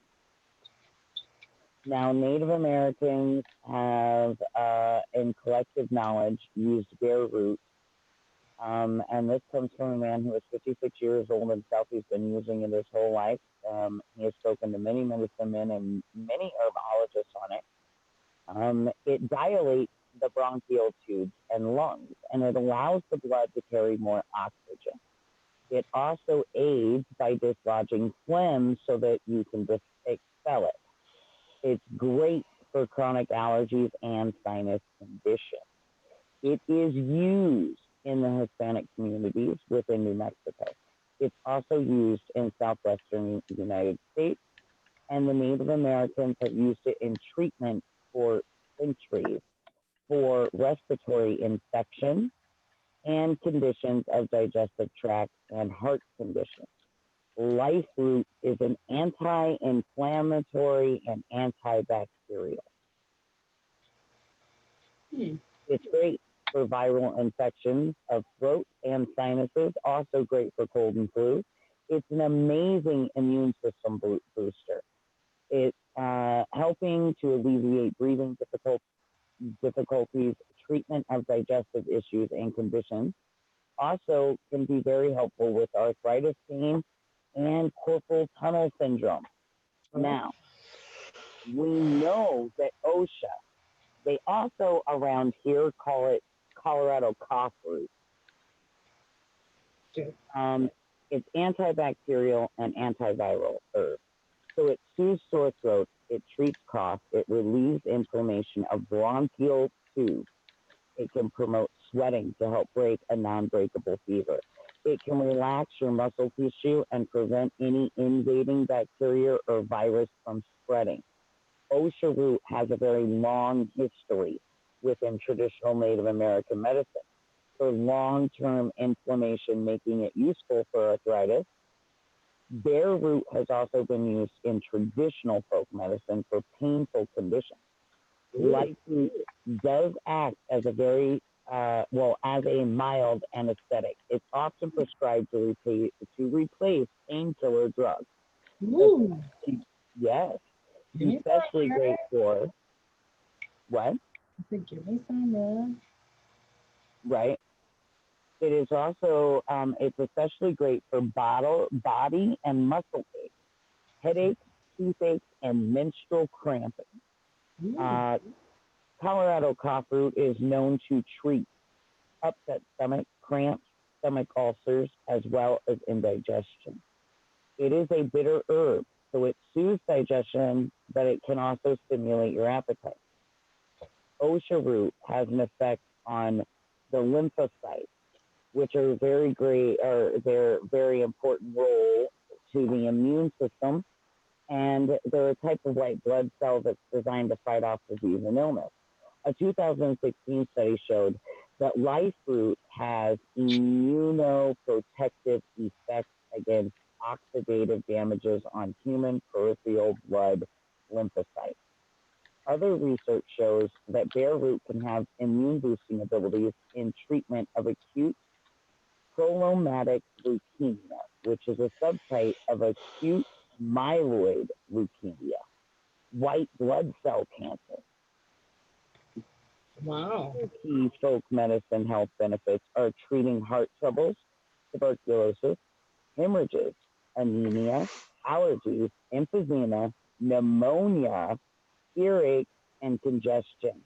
Also believed to be very effective anticonvulsant. It's Anticonvulsant, Dwayne. anticonvulsant. I heard that going like, Greg, you definitely got to send me some. I'll send you my address when I get to Tennessee. Okay. Now, it's got no real known dangerous side effects.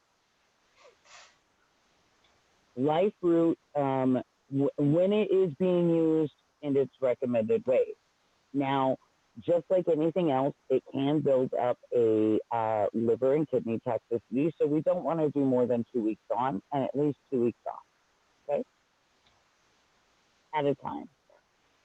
Or every few days, every 3 or 4 days, whatever. Now, more than 6 cups of OSHA root tea a day was shown to cause insomnia, diarrhea, appetite loss,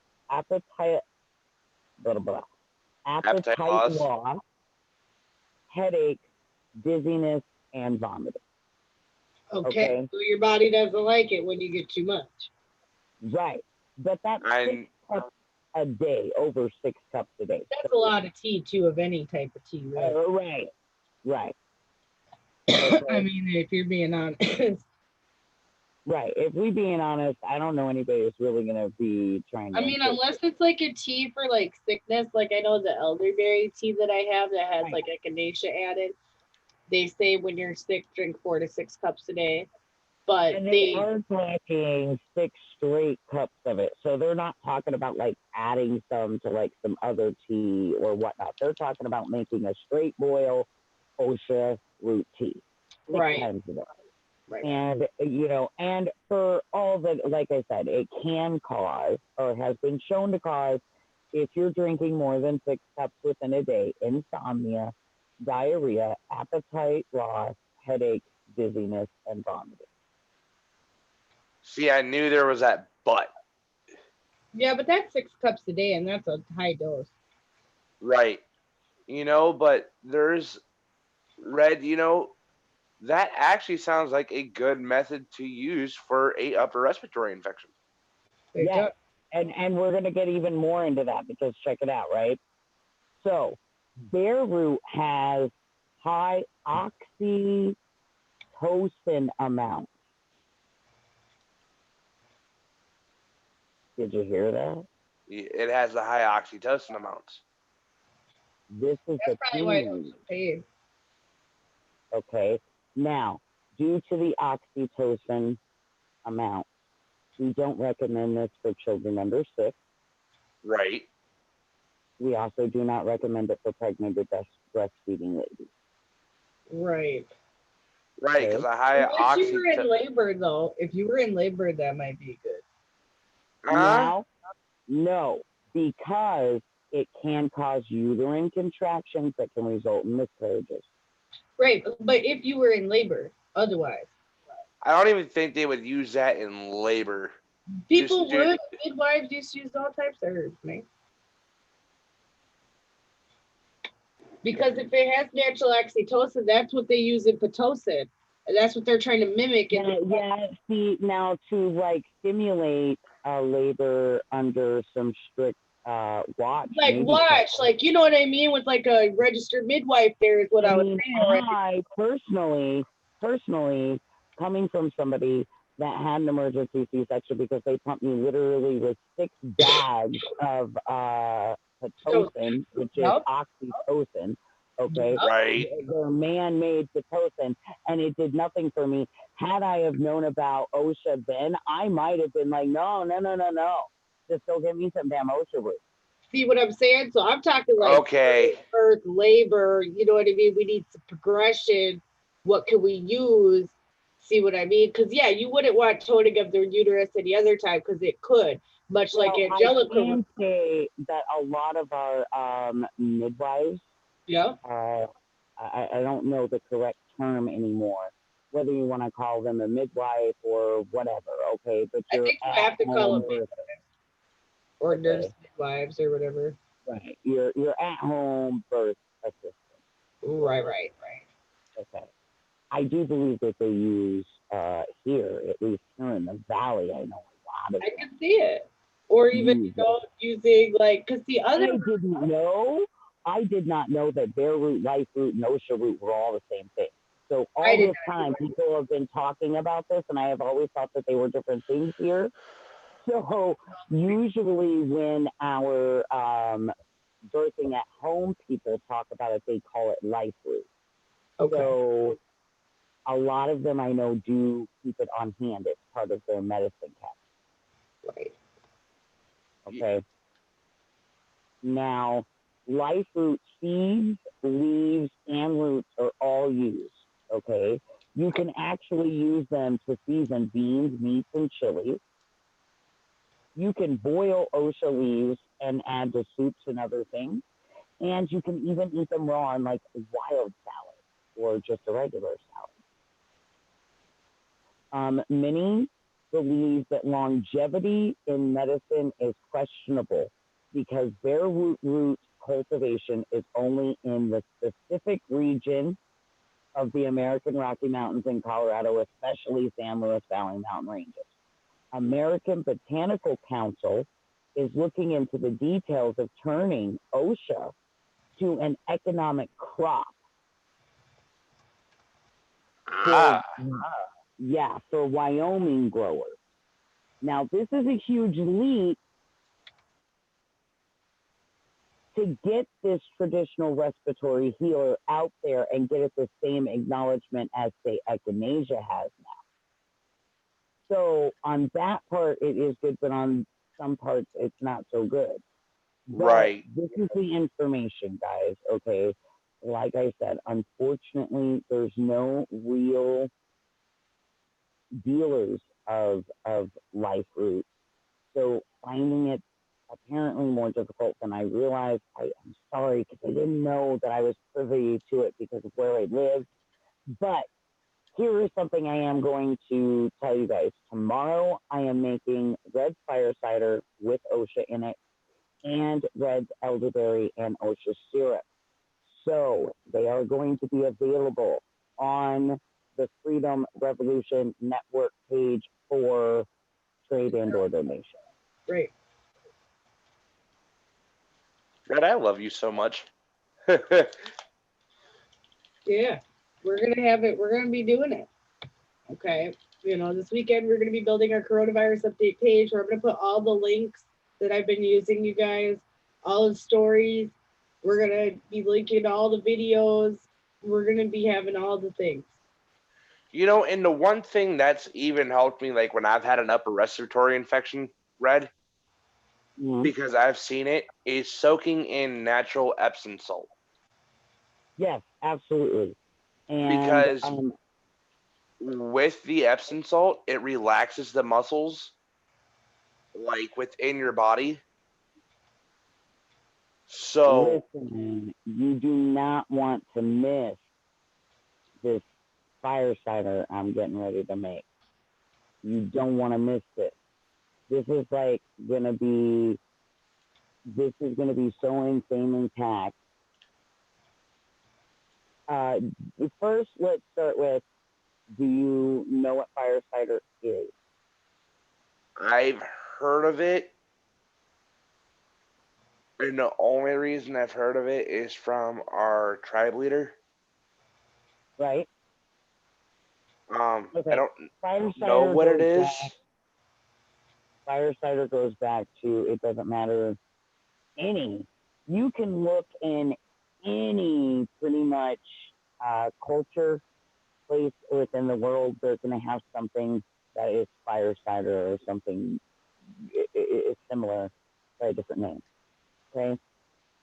At least in the folk medicine world. And I don't know if you've been listening to Journey or not lately, but we've just done this whole thing on folk medicine, what actually folklore or folk medicine really means, what the definition of that is, how we have differentiated between two different types of medicine, Hippocrates and Galen. Right. And, how we have tossed away Hippocrates, who was all about, if you see it working, then let's use that. But theory says that that's bullshit, and we're not going to use it, and we're not going to allow it to happen because we stop treating all levels of people.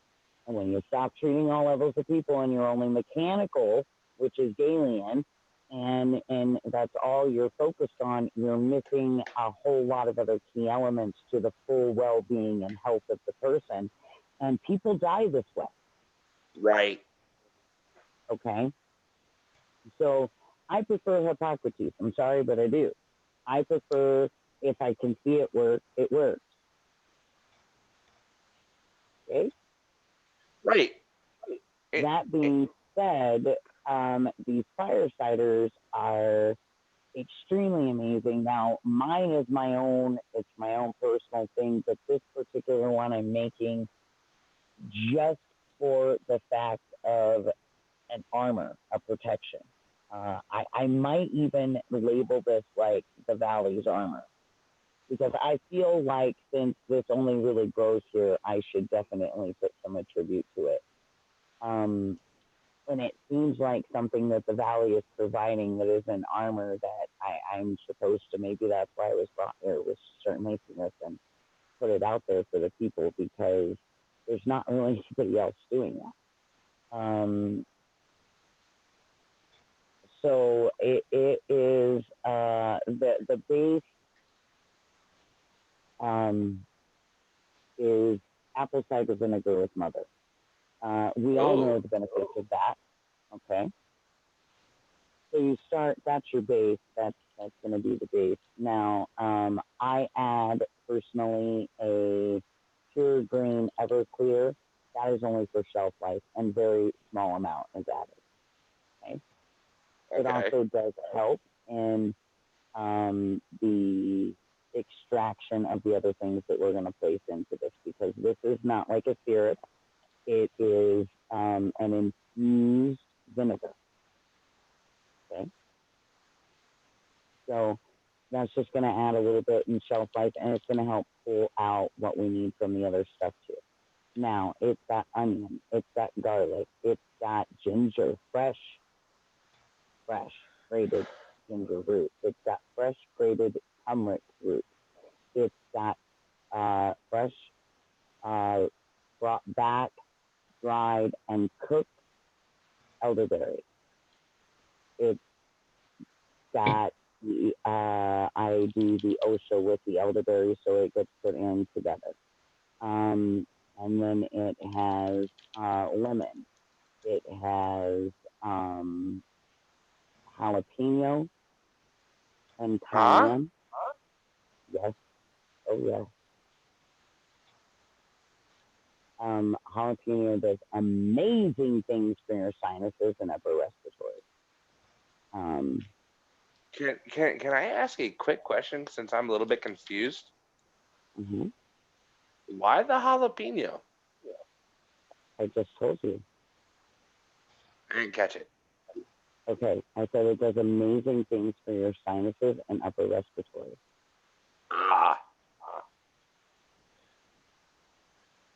Also, it has horseradish and fresh horseradish, grated, and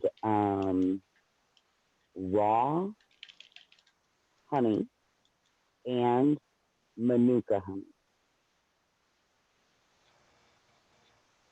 Now this all infuses into the vinegar. That's a nice mixture. Your fire cider. There is pretty much nothing that's going to beat that.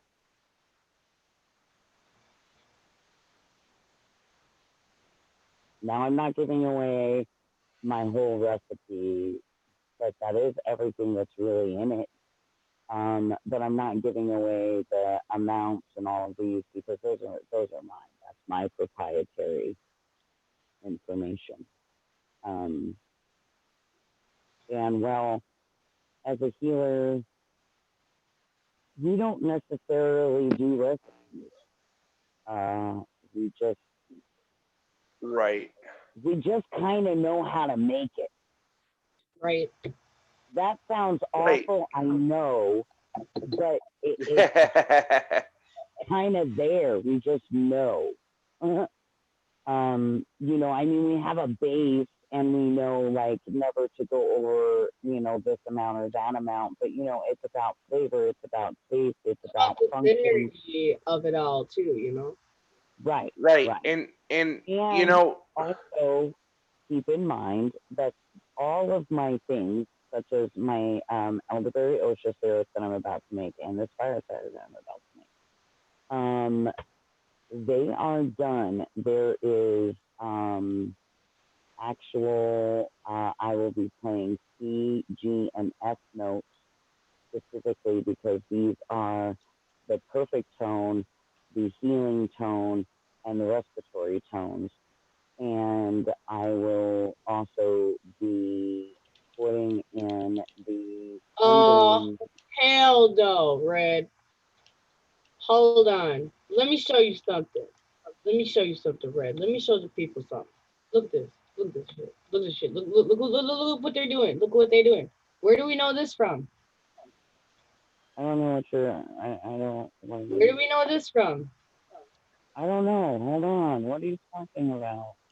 She's screen sharing. I can't read it because it has the facts down. I can't read it.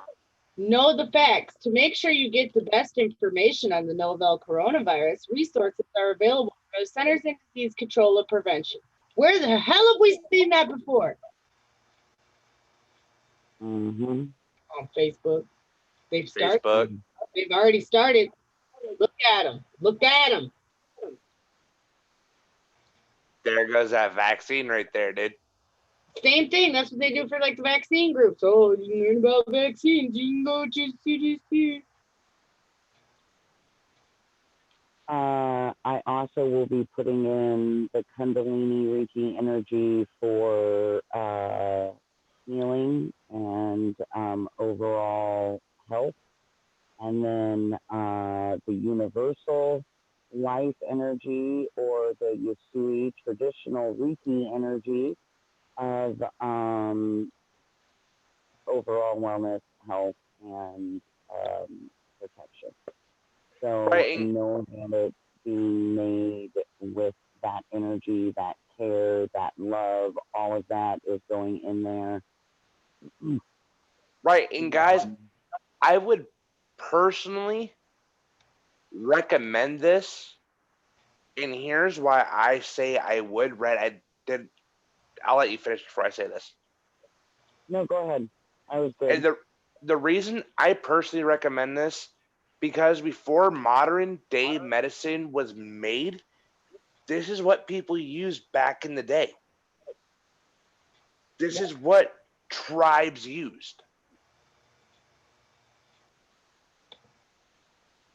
Herbologists, like Red, I don't know if that's what they call you. Well, I forget. I have gone to school for herbology. I'm currently still in school for herbology, so eventually I'll have the actual paper that says it, but I do believe myself to be one without that paper. So herbologists were around before modern medication. Modern medication is based off of herbology. We proved that on Journey into Freedom in the last 3 episodes. Yep. True. Yep. And I went back and listened to every single one of them. I pay attention for once. Good doing. Guys, what she's saying is I don't deal with the herbology or the pathology or however many titles Red has. I deal with the more I just poked you and gave you medication. Right. And I know that sounds bad the way that I say it. But that's what you do. But that's what I do. But I would trust Red with my life. Aww. Thanks, Because Wayne. Like, that's a huge compliment coming from you, bro. Thanks. Well, because we've learned. Once you started talking about all these herbs, I've went and done my research. Right. Like for an upper respiratory infection, if I can't breathe, I've started using mint. Oh yeah. Mm-hmm. Peppermint, spearmint, as well as lemon thyme mint. Red, you're the reason I'm not in the ER as much. Yeah. And I'm saying that with much love, and this isn't just coming from 2 medical people. It's just you're one of the most true pathologists and herbologists I've ever heard speak as much truth about this and ain't afraid to talk about it, because most people are afraid. No, I'm not afraid to talk about it, G. There are things out there that cure things. You don't need all this stuff. You don't need all these medications, man. Mother Nature. And at one point in our lives, me and Red did think that for a while and did go along with the program. Yeah, that's true. That's true. I almost killed myself going along with their program. Me too. But learned better, and that's what brought us down the natural road and then eventually together, because we both found out that this wasn't the way. Like, we weren't going to keep going. Right. And like I said, this fire cider and this elderberry OSHA is going to be up, and it is going to be available for trade or donation. Because listen, y'all, I'm not a snake oil salesman. That's not what I do. I am not in this for the money. I am in this for your health. I am in this for your well-being. I am in this for your protection. I'm not in this for the money. I'm not there. This is why I love Red, guys. Right here. Right. But we're not in it for the money. That's not what it's about. Anything that One of the main ways that we discuss being able to tell folk from fake is they're in it for the money. They're not in it for you. I am here for you. I don't care about the money. I don't care if you contact me and say, Red, I ain't got nothing but this herb, and that's all I've got. You know what? Send me that herb. I'm going to send you some of this. We're going to trade. It's going to be that simple. It's not hard. Don't be afraid. Yeah, we've been doing, like we talked about earlier, we're doing a lot of partnerships with people for trade and barter because I think that it helps both parties. You know what I mean? Everybody does feel good and walk away from the table with that exchange. That's why Red also did her services for a long time on donation only, because it becomes. All of my services are still on donation only. Well, They're for a long time. They're still on. Yeah, I mean, we haven't been talking about that though, so I didn't know. But you correct. You know, but the one thing I do want to say, you know, and this is coming as a paramedic, you know, is I trusted modern medication most of my life because I was diagnosed with seizures 2 years ago, right? You need some OSHA root. To see, exactly. I was getting ready to go there. I trusted modern medication with my life, you know, because I was put in the hospital. I almost died. You need an OSHA root CBD tincture. That's what you need. See, I started using CBD oil again, and I haven't had a seizure in almost a month. Yep. We're going to have a CBD giveaway. I don't know if you got to hear that part, Dwayne. No. What the hell? I don't know if you're like included though, because you would kind of be like friends and family of Freedom Revolution Network. So I don't know if you count. But we are doing a giveaway. You know, but like, check this out though. I got you, Holmes. I got you. I All love you Red. gotta do is send me a little messaging message and be like, Red, you know what, Red? You ain't still sent me no dang soap. Where my soap, Red? Where my soap, Red? Listen, this last batch of this lavender soap I don't know what happened. Well, I do know what happened, okay? I was supposed to get soap in the first batch. I'm gonna be the person that freaking says it, okay? Somebody. Wait, what am I supposed to send you, Red? Because Scarlet said something I didn't get to hear you. I don't care what you said. You're supposed to send her a message with your information. But look, Red, you ain't sent me send me already. Look, we're gonna fight on air. Let's go. No, listen.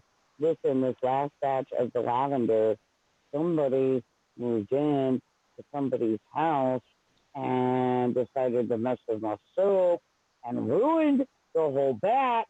And I don't have any more goat's milk because my girls aren't milking right now. You know, but I do want to throw this out here real quick, guys. Because hold on, no, you need to let me respond to that, Dwayne. I'm shutting up. Oh, you know who it is. Oh, I know who it was. I'm going to be talking to that person soon. Oh, no, not that person. You don't talk to this person. Oh. The mouse. I'm confused now. Wait a second. That's interesting. The mouse that moved in. And she decided to do, I don't know what she did, dude, but this shit, it fell like a brick. A brick? You have really good even cut it. Oh, that's awful. Okay, well, we'll wait for Red to make more soap, but I just feel some type of way that you cut out your best. No, as soon as I get my girls milking, which is just right around the corner, you know. I know it's right around the corner, but I just feel some type of way trying to find you know, lazy you's already dropping babies. I know, but I mean, I'm just saying. I'm not so sure. I got you as soon as I have more milk because you were supposed to be getting quite a bit of this lavender, and I can't do nothing with it, dude. I'm gonna have to melt it back down and see if I can. Can you remelt it down when you get some more? That's what I just said. I gotta see if I can remelt it down. Yeah, that's a good idea. Because, you know, a lot of people don't realize if you're using natural soaps and you have little bits and pieces and ends, you can make a new bar out of that, y'all. All right. Yeah, absolutely. Okay, now, Dwayne, back to you. Oh, what I was going to say, and this is now, you know, with Red talking about the medicines for this, I just want to give out a few warning signs, you know, because we've all said that the coronavirus starts mimicking out a upper respiratory infection. That is correct. Right. So the signs, and I'm gonna throw this out there in case people don't pay attention in school or I can't say the word I want to say. China's raised $1.46 billion to fight the coronavirus already. So the word that what I'm trying to say is, if you guys start having trouble breathing, chest pains, things that you normally wouldn't feel in your chest. Is also good. Eucalyptus, y'all. Red's allergic to eucalyptus, but eucalyptus, y'all. Things you normally wouldn't feel in your chest. Right. A fluid buildup would feel like something's literally pushing down on your chest. Yeah, like an elephant sitting on your chest. Yeah, absolutely. Now, I don't think about collapsed lungs or anything either, but it would probably be also painful to breathe. Well, if a fluid can mimic a collapsed lung. That's what I mean, though. I've seen it happen. And you know what I mean? Like, it's a bad situation. But if you guys start feeling like a heavy presence in the middle of your chest down to the lower part of your rib cage, start treating it. Natural herbs, spearmint, mint, Epsom salt. Lay in a bathtub full of Epsom salt. Don't dump the whole bag in there. It's not what I'm saying. Right. Well, I mean, you need a couple cups for sure, but I'd say 2 full cups. These ones are great. They have some Breathe Easy Epsom salts that they sell that have some eucalyptus.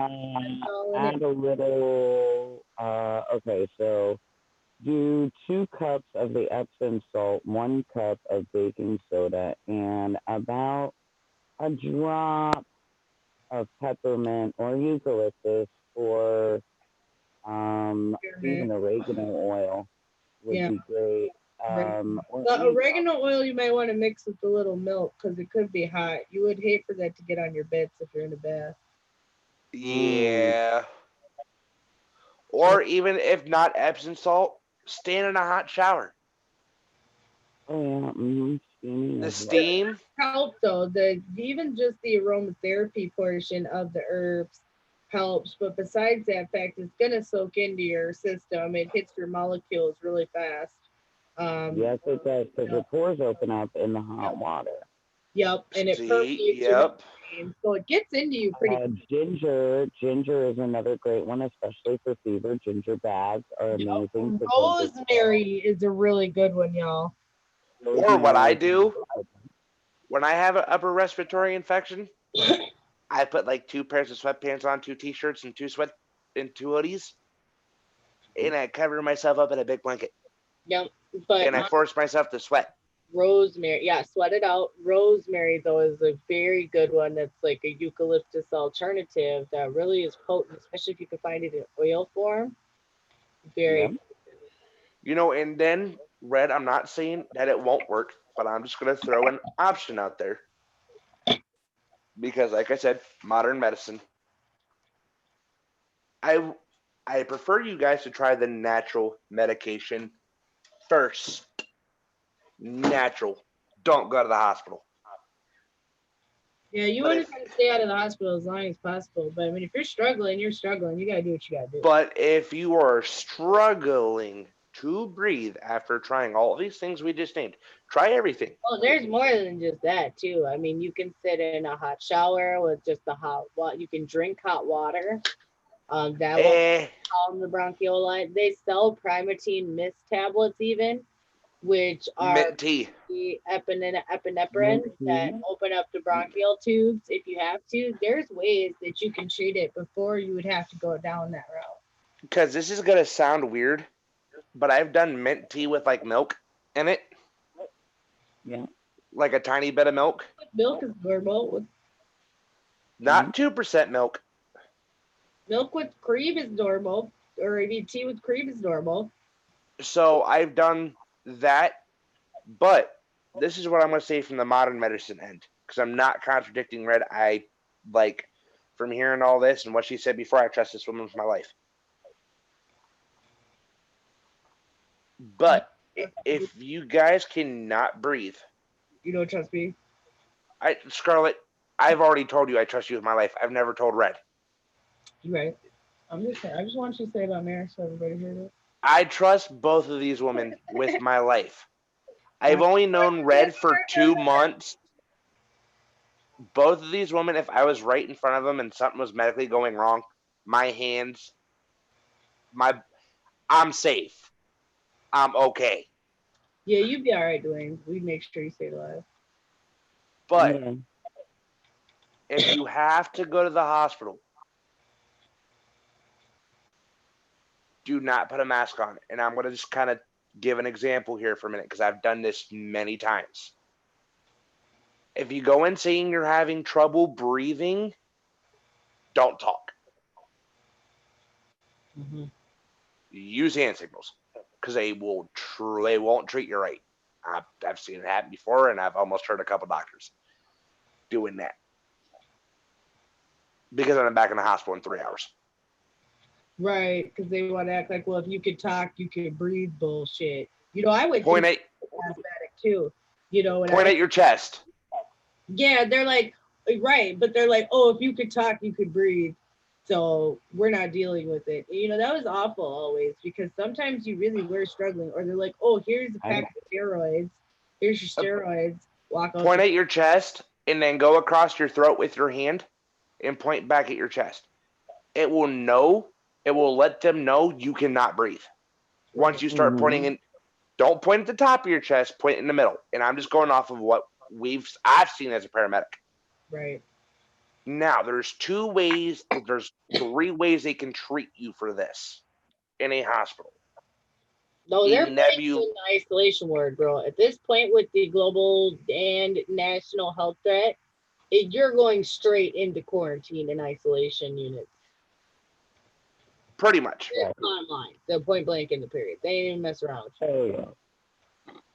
But I'm just saying there's 3 ways a paramedic's going to treat you if you have to call. Right. In a non-rebreather mask. What? Do? Hold on. The Epoch Times is talking about how these where the hell did that article go? Hold on.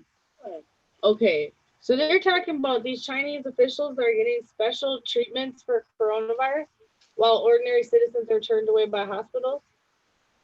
They're getting what the fuck? Hold on, yeah. After 2 high-ranking government officials in China's Hubei province died from the new viral form of pneumonia, many officials in Hubei are getting special intravenous immunoglobulin IVIG injections at medical facilities to protect themselves from the disease. Meanwhile, locals who have symptoms of the deadly virus are being turned away by hospitals. The first outbreak occurred in Wuhan City, the capital of Hubei province, early December last year. Officials did not confirm the outbreak till December 31st. The information was made public when Chongqing Bank's Upstream News published a report about an official named Huang Tongzheng in Shangrao City, Jiangxi province, a neighboring province of Hubei, who recently developed similar symptoms to Wuhan pneumonia. However, as the report was soon revised, the current revision is only a short announcement of Huang's case, and the section about Hubei's province receiving IVIG injections was completely deleted. After the recent deaths of 2 Hubei officials due to the recent coronavirus, Chinese authorities in Hubei started to rush to medical centers to get their immune systems boosted with IVIG injections. According to a news report, which was also confirmed by an insider who spoke to Radio Free Asia, IVIG enhances the immune system, thus helps a person to fight off infections. Prior to Wang's case, Chinese state media reported deaths of 2 high-ranking officials who died in Wuhan of Wuhan pneumonia in Hubei. The first was Wang Jinglang, a former director of the Ethnic and Religious Affairs Committee of Wuhan. The main responsibilities of this committee are to ensure that the members of various ethnic and religious groups follow party regulations and persecute adherents of Falun Gong, a peaceful meditation practice persecuted in China since 1999. Wang was said to always have executed his supervisor's orders. He died on January 26th. The second reported death was a Hubei official named Yang Zhaobo, who was the mayor of Huangshi City between 2008 and 2014. Cao Shanxi, a well-known financial blogger and whistleblower, wrote on Twitter that Yang was infected during the provincial 2 sessions. He developed symptoms after 2 sessions and died only 2 days after getting his diagnosis. The 2 sessions are the parallel administrative meetings of the government and Communist Party held annually at various levels of government. In Hubei province, a meeting were held this year between January 11th to 17th. State-run media reported that the officials did not wear masks during the meetings. In total, 1,348 people participated in the 2 sessions. On January 3rd, Huang Zhonglong, the Chinese Communist Party CCP secretary of Shangjing City in Hubei, began receiving a treatment in a local hospital. Upstream News reported he's suspected of contracting coronavirus, but the hospital would not confirm. He was promoted to this current position in September 2018. Deputy Director of Hubei Commerce Department, Wang Muhang, is being treated at a hospital in Wuhan. According to Chinese state-run media, Huang started to feel sick on January 19th and visited the Provincial Institute on January 21st, where he was diagnosed with the coronavirus. He then was transferred to another hospital. The Hubei Provincial Institute Hospital especially serves government officials. However, it does take ordinary citizens when there is availability. Meanwhile, several individuals from Wuhan disclosed to the Chinese language Epoch Times that their family members who experienced coronavirus symptoms could not get admitted to hospitals for treatment. Mr. Wang, who currently lives in Toronto, Canada, told the Epoch Times that his mother in Wuhan had a fever on January 15th when over-the-counter medication failed to relieve her symptoms. She went to the number 4 hospital in Wuhan on January 19th to learn that she was infected by the virus. However, she couldn't receive treatment. Wang, who tried to help his mother by phone from Toronto, was told that any patient seeking treatment for Wuhan pneumonia needed to register with their community service director first. Then the director will report the case to upper levels. After approval, the patient will be put on the waiting list. We don't know how many patients have been waiting to get treatment before my mother. We can only wait, and the director refused to tell us what the upper level is. Another woman from Wuhan said she and her husband sent her father to the hospital for treatment on January 25th. They literally knelt down to beg the staff to admit him, but the hospital refused to admit her father. My father passed away on January 29th and was immediately cremated on the same day. Now my husband also has symptoms. No one helped us came to disinfect the room my father used to stay. We tried to purchase disinfectants to do it ourselves, but they are all sold out, she added. The Chinese language Epoch Times called Jintan Hospital. Jinitan Hospital is a designated hospital for the treatment of Wuhan pneumonia to inquire about the hospital's current guidelines for admitted patients. Hospital staff stated that now the hospital only admits patients who are selected and approved by the Wuhan Health Commission. Any patient who wants to seek treatment in our hospital will have to communicate with the Wuhan Health Commission, he said. See, that's some Can I speak? Yeah, go ahead. That's some fucked up bullshit right there. Ain't it? And here's why. Because they're wanting people to get help, but they're turning. Yeah. So we probably don't even have the real numbers. Honestly, we've been saying that the whole time, though. That's what I've been saying. That's what Ron's been saying. That's what Red's been saying. But we all been saying the whole time. Even Steve Lookner on Agenda Free TV, he's like, we don't know if the Chinese are actually giving us the correct numbers. And so what? So the Chinese government are communists. Right. So they're a bunch of fucking liars in the first place. Right. See, that's one thing I hate about communist countries. Yeah, they don't care about the people. It's all about the greater good and the image that the greater good makes, right?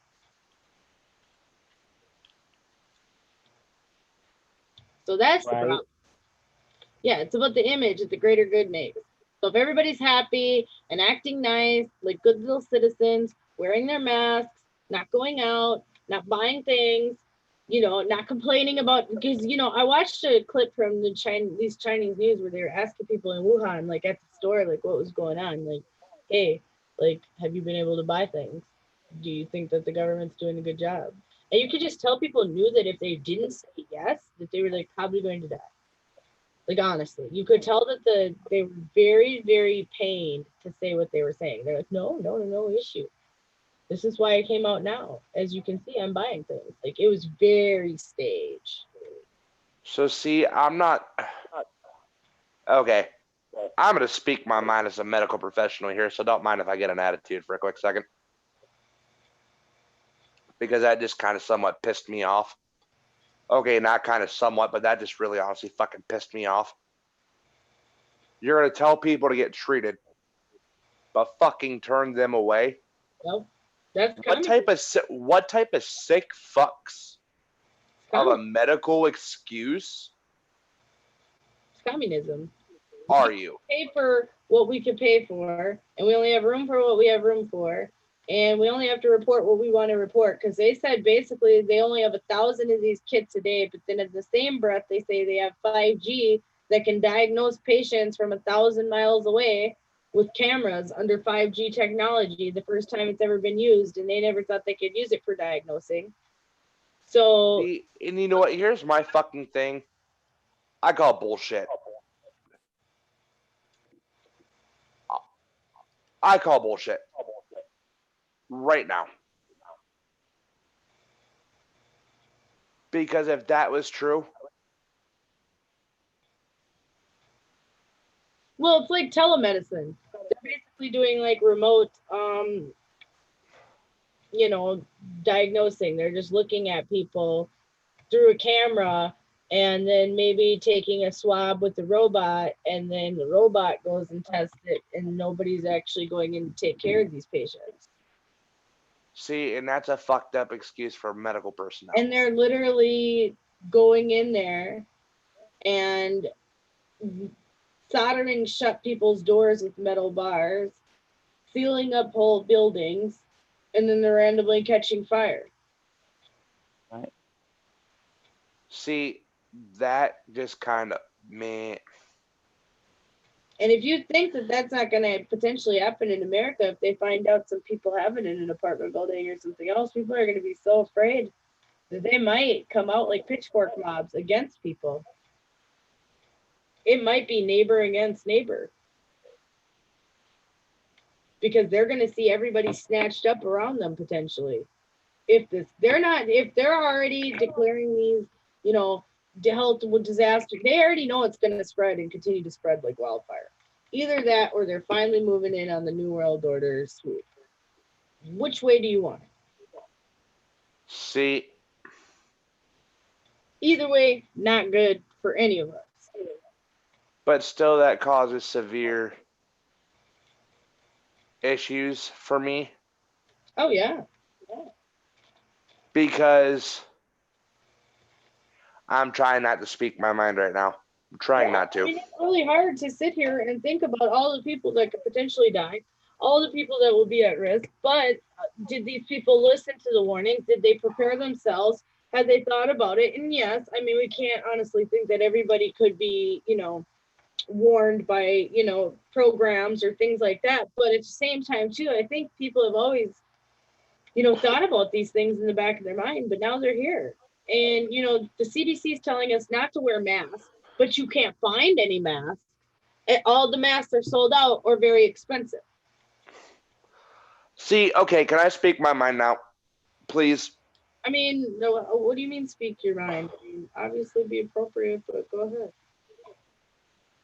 This is just a bunch of ridiculous bullshit.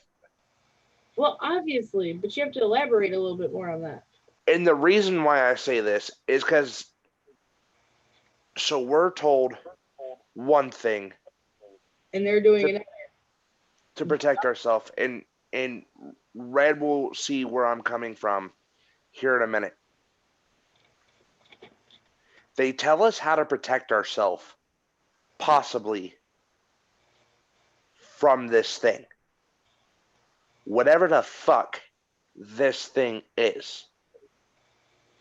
Okay? Right. But then they go and tell us not to. And you can't find the shit. Anywhere. At all. So basically what they're doing is leaving us fucking defenseless against something that can fucking kill you. Yeah, pretty much. But that was their plan all along. Because they're doing, have you not known that this is not the plan? Have you not realized that they were going to take us out in one of a bunch of different ways? No, I mean, Red and I have been on air for years, and we've been seeing it coming slowly, haven't we, Red? Yep. Mm-hmm. No, I know. I've known. Yeah, now it's just here. I get it. You're in a little bit of shock. I know. I get it. But as a medical provider, and people aren't getting treated right and getting turned That's away I'm sitting here almost in tears. Well, that's how communism works. Communism doesn't care about the individual. It's about the greater good. Well, I'm not even talking about I'm not even talking about China. What if that happens? Communism, though, the people are in China and they're under the Communist Party. Right, but I'm saying, what if that even happens here?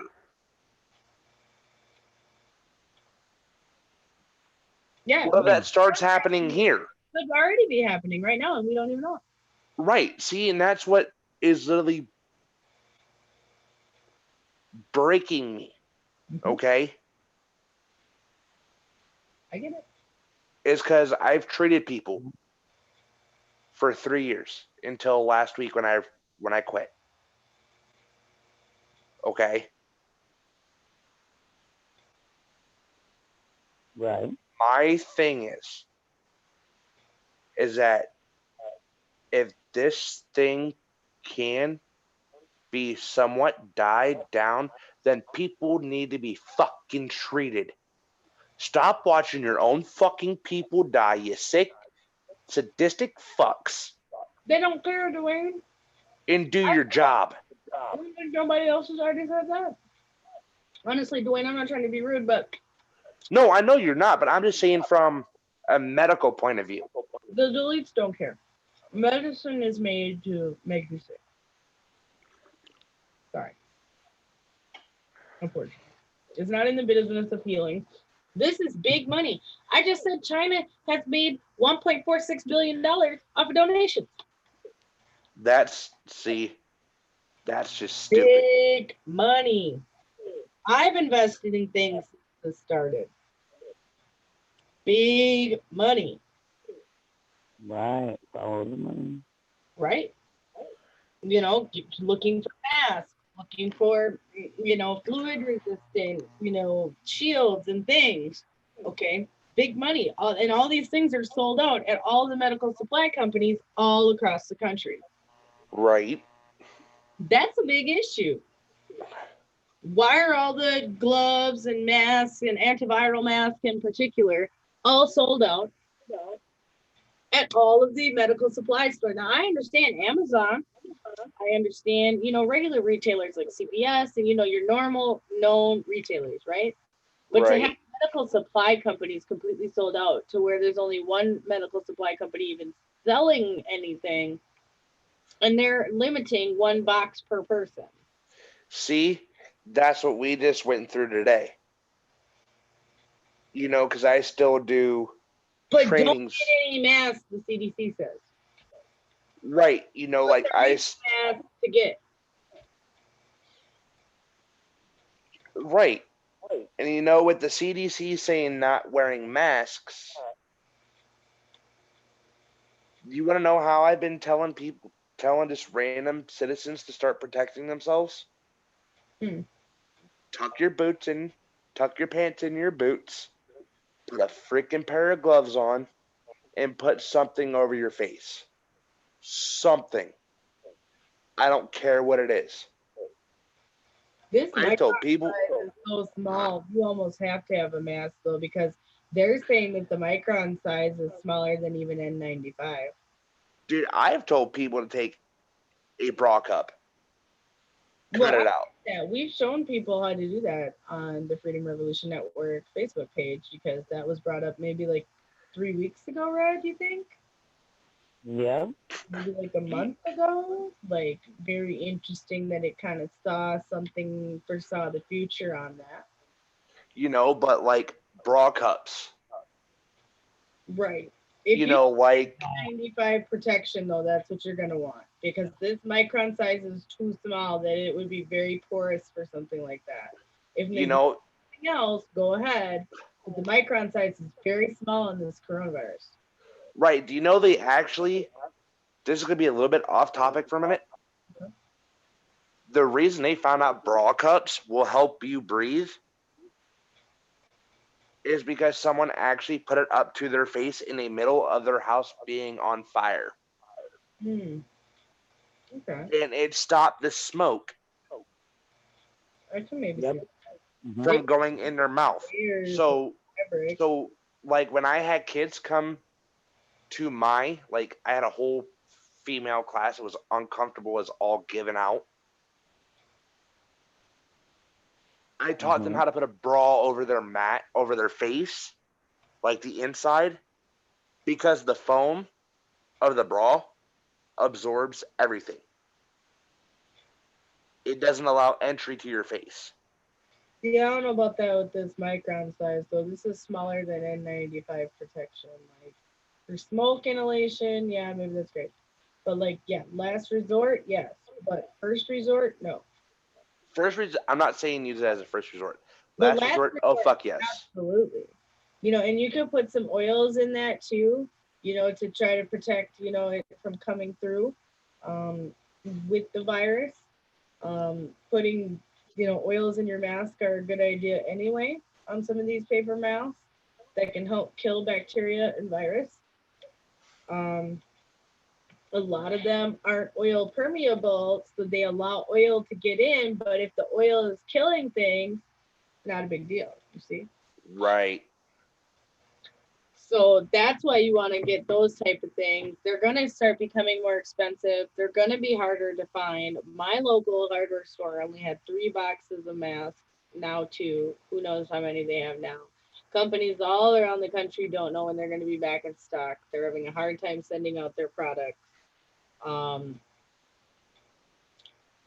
hope people can get ahead of the curve, but the curve is already leaving the station to be ready to have pandemic supplies, to have masks, to have gloves, to have eye protection, to have, medical aprons or the plastic suits or the bunny suits or, all of that. Bro, it was so hard for us to even order like 20 boxes of gloves for our department. I know. It's ridiculous right now. You can't find nothing. It's like everything's gone. And then they're like, don't buy masks. But everything's gone. Like, I had to go to like Rite Aid and buy nylon gloves. Yeah.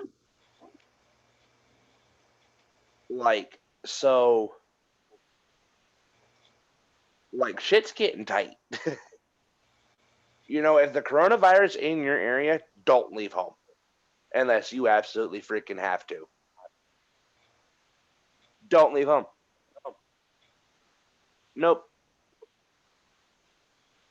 Keep your hands washed. Sanitize everything in your house. And don't let nobody in. Well, that's just that. They were saying too that they could be hiding as electrical vans or plumbing vans. Yep. Watch out for that, y'all. Yeah, if you don't walk in small groups in the middle of the night. Because I forgot me and Scarlett were talking about this the other night. They are putting people that will kidnap you in these vans. And they'll quarantine you. By force. And I think Scarlett... It's legal now. And now it's legal. Legal beagle. And now, correct me if I'm wrong, but didn't you say they would be armed? So if you walk out by yourself at night, walk by yourself. Do not be in a small group. Don't do it. This is how fucked up, beyond all recognition, this has got. This is like Bizarro World. At this point. Dude, I see this turning. I know this is gonna sound weird, but I see this turning into the zombie freaking apocalypse. It could. Maybe that's why they're burning the bodies, because it is some type of zombie apocalypse. Wait, what do you mean burning bodies? They're burning the bodies. Red, tell them. They are burning bodies according to things that we've seen. Where? They're collecting them all in Wuhan and burning them. Anyone. Yeah. Is that... They're also bulldozing them in with like walls of like Earth, yeah, like getting ready to like, I don't know, like hold the town in. That's why I'm like, this is like some Raccoon City stuff, man. yeah. So wait, is this... I'd like to say you can't make this shit up, but they did. It's called Resident Evil. Yeah, like they're taking It's people. called Contagion. It's called Outbreak. And they pick up people, and they're putting them in the back of dump trucks, and then they're taking them to like incineration because most Chinese do cremation anyway. They've done it like that because there's so many people. India also does that too. And so they cremate their people right away. And so they've been cremating. People are talking about smoke signatures, which I said earlier, over China that are right over Wuhan, and nobody's moving around Wuhan. So where are these big smokestacks coming from? But burning bodies. See, oof. I'm gonna shut up. Oof. Nope. I'm telling Oof. you, that's not coronavirus. That's not coronavirus. Nope. That ain't what this is, y'all. It's something Yep. else. It's why they don't want us to talk about it. The first rule of coronavirus is we do not talk about the coronavirus. The second rule of coronavirus is we do not talk about coronavirus. Right. Just like, I'm gonna be surprised if this makes it past this. This show makes it past this. I mean, they're talking about removing any type of disinformation. Obviously, everything we're talking about is theoretical. But at the same time, we've never seen such a bombardment of information like this debunking something since like the Las Vegas massacre. That was a shit show. They're shutting things down legally. That's what everybody should be concerned about. That they're shutting down the conversation and the information legally through legal channels. And that means that our freedoms are being taken right now over the greater good for this damn coronavirus. And I, for one, am not having my freedoms taken. Like Red and I say, we're not setting ourselves on fire to help you out.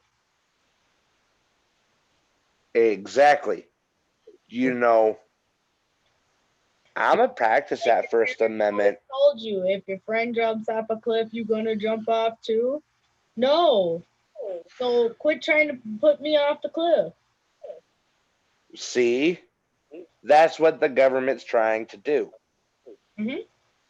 That's but are we letting them?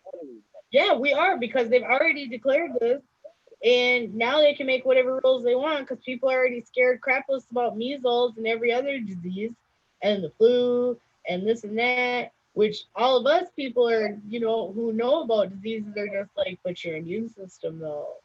And we're not as bothered. Like, yes, we know people can get sick. Yes, we know ultimately people can die. But if you try to maintain health, it shouldn't be an issue. Oh my God. Do you want to know how long it takes the flu or pneumonia to kill somebody? Some people it's quicker than others. A lot of people have died. According to the CDC, 10,000 people have died so far this year. I mean, I get it. Some people, it can take 2-3 weeks. Yeah. Some people, it can take 2-3 months. Right. It depends. And here's the thing, because Scarlet, I didn't catch this when you said it earlier when I was on a roll. If there's pus coming up out of your mouth when you're coughing, dude, that's not just an excess of fucking fluids. That's a whole damn near fucking infection where your lungs are just now black. Basically, that's what they say. It cuts off your oxygen because your lungs are full of pus, and then you just stop breathing. Well, wait a minute. Because now I'm going to kind of debunk something for a minute. What they say? If your lungs don't have oxygen in it, there would be blood present in your lungs along with the pus. Motherfucker. Because look. And that would spread. The pus would have a very good tint of red to that shit. That's why we've been seeing people spitting up, man. Red, you didn't see them videos? Yeah. When people are spitting up blood, and they're saying people are spitting up blood, and then pass. Right. So, can I use me as an example real quick here? Sure. When I have a seizure, right? Right. I don't get put on my side quick enough. Right. My tongue goes in the back of my throat. Right. Oxygen's now cut off to my lungs. Within a minute, my lungs could be filled with blood and I can drown. You Right, turn right. me on my side, all that blood releases. Right. That's due to the fact that there is no oxygen present in the lungs for your lungs to either expand Or or contract. close or contract. They're literally like spitting up blood and then just keeling over, and this is what we're seeing. And so, on this night, the 1st of February now, we're going into a global health crisis that we've never seen before. Okay? Not since the days of SARS or MERS. They compare it to the Spanish flu, which Red and I figured out was H1N1. They compared it to that, but this is the only other epidemic we know. We know no other epidemics. Pretty much. And so we do not know how people are going to react. And the saddest part is that what's trending in the United States is Flea, Portland, Miss America Netflix. Okay. Oh Lord. Yeah, hold on. Miss Americana. Okay. I'll tell you what else is trending. Okay. What else is trending? Budget 2020. Kobe and Gigi. Hashtag turned up my sexy buy. Mary Higgins Clark, which she did die today. R.I.P. the writer. MN Cops VRA. And that's literally what they're talking about. Okay. Like, this is what's trending, y'all. Anthony Davis, LeBron gets tattoo honoring Kobe. Like, hashtag Mamba out but never forgotten. Like, literally, this is what the hashtags are right now. Trends. Trending topics on Twitter live. See, and that's so disappointing. Isn't it? Y'all have nothing now else. They have a quicker diagnostic test for the coronavirus, can diagnose the virus within 2 hours at point-of-care settings like doctor's office, ER, and airport. Could be ready within weeks to be made widely available. Red, you remember when we read about that machine that can make 800 doses of vaccine at once? Mm-hmm. This sounds like that shit, don't it? Uh-huh. It does. Yeah, they came up with this technology to create 800 doses of vaccines at once in like clinic settings or point of care settings like that. And they came up with it a couple years ago. And we talked about how we thought that they could start pushing that on people just because the way it works to mass project it on people. And I bet you we talked about it in the guise of a viral outbreak. But watch this. Watch this, right?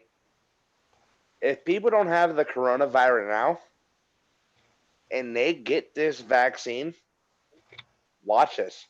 Watch this, right?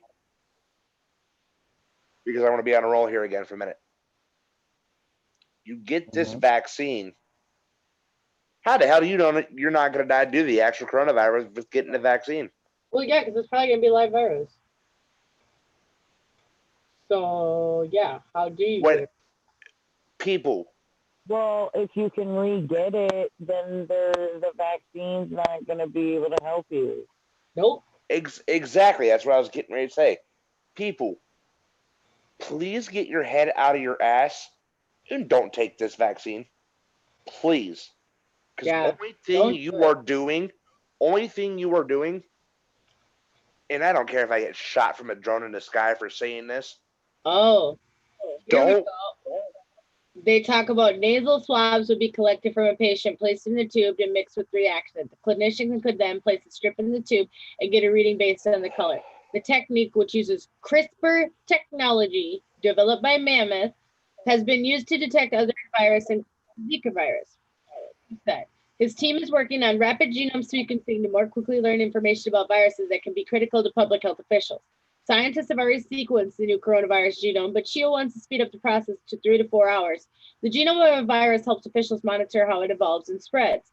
UCSF's lab is also working on another diagnosis method based on host response biomarkers. People can be infected by the Wuhan coronavirus without displaying symptoms, meaning a nasal swab would only contain trace amounts of the virus and could be misdiagnosed.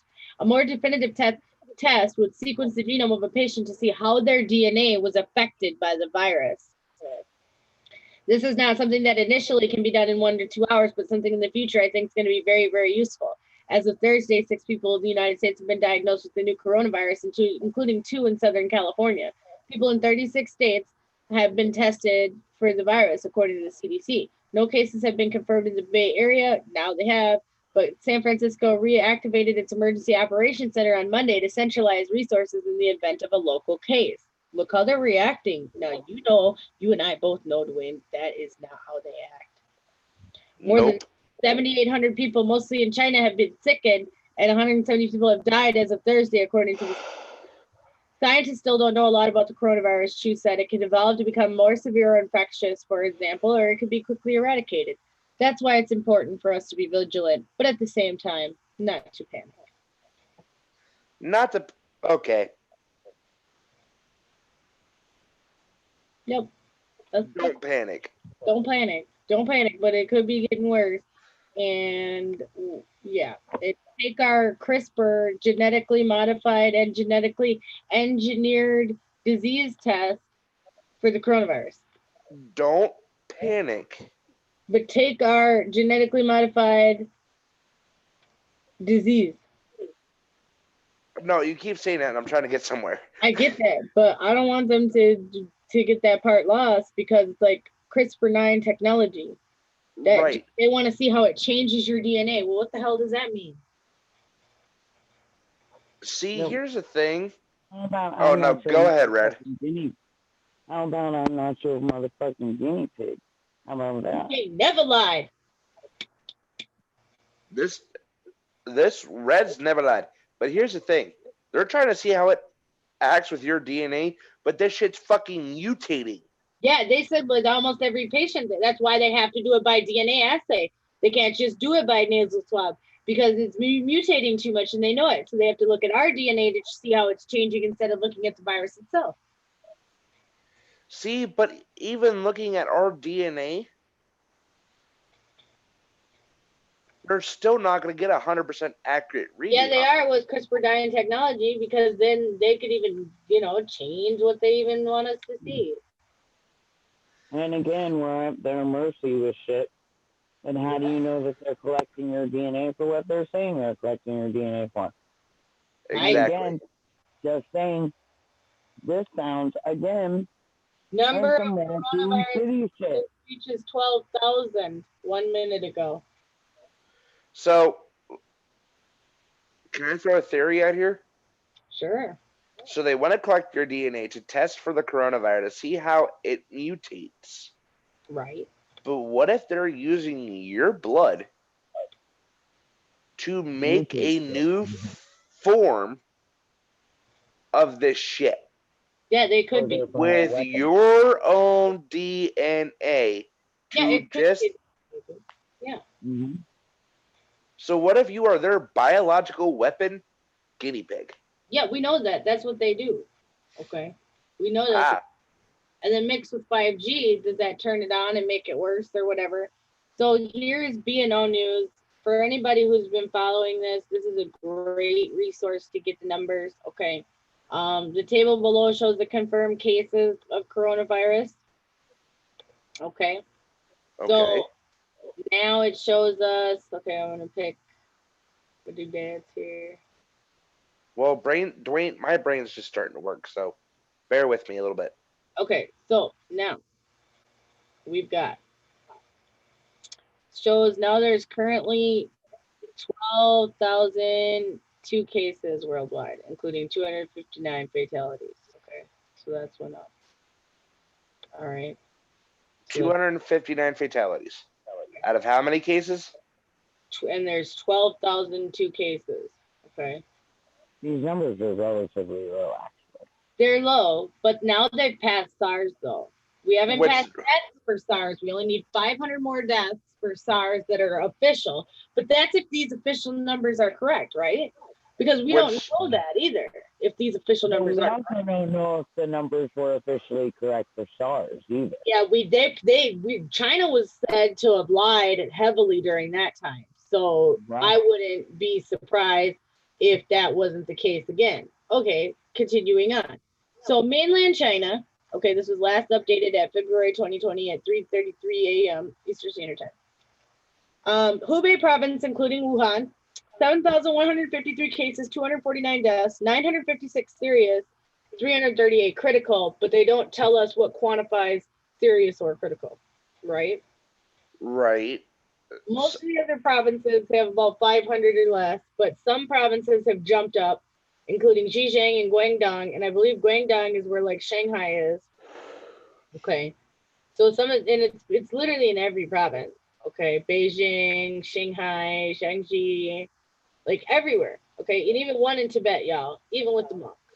Okay, now there's been 1,795 serious, 243 recovered, 17,988 suspected cases. Okay, now outside of China, no deaths. Cases are increasing in Hong Kong, Taiwan, and Macau. Internationally, we're getting more people. Okay, hold on, it took me off here. Internationally, we're getting more people starting to creep slowly up, right? Like from Thailand or Japan. Okay, and each place is allowed to put their own numbers out now. So there's nobody going around collecting all the numbers. The UAE has 4, Canada, Vietnam, England, Russia, Nepal, Cambodia, Sri Lanka, Finland, Philippines, India, Italy, Sweden, Spain. Like that's exploded. How many cases does Canada have? Canada has 4. How many does the U.S. have? You said 6? 7. The U.S. has 7. 7. Australia has 12. Malaysia has 8. Singapore has 16. Japan 17. Thailand 19. France has 6. Germany has 6, South Korea 12. And then we have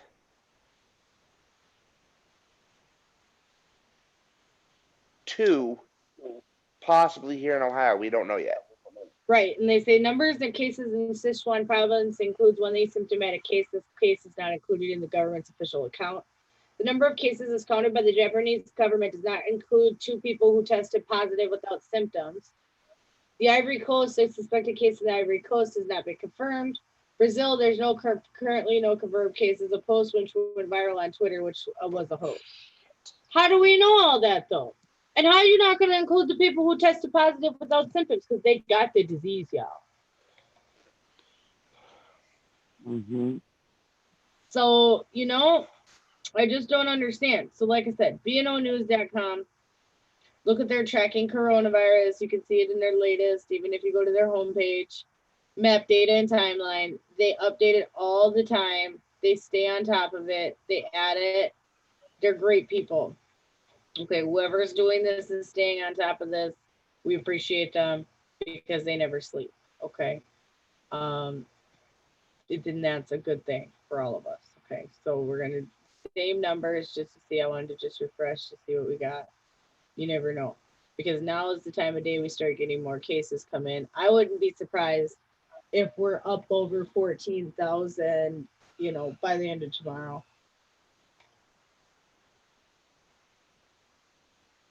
By Sunday, 15,000 cases, maybe 20, maybe more places start admitting it and figuring it out. Because if there's only so many test kits that were created, or they can only get the CRISPR-9 technology out to so many people, well, a lot of people are going to be going through the cracks.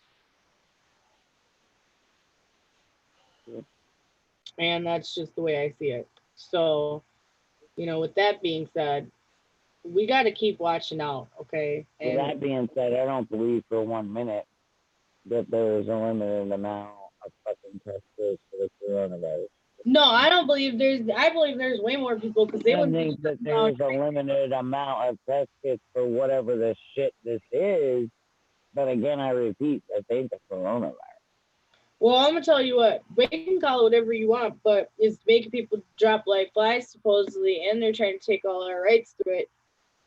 At the same time, that they're trying to make us believe not to protect ourselves because, you know, the risk to the American public's low, yada, yada. I don't think. Chinese bioweapon, you know, what is this? I don't think it's coincidence.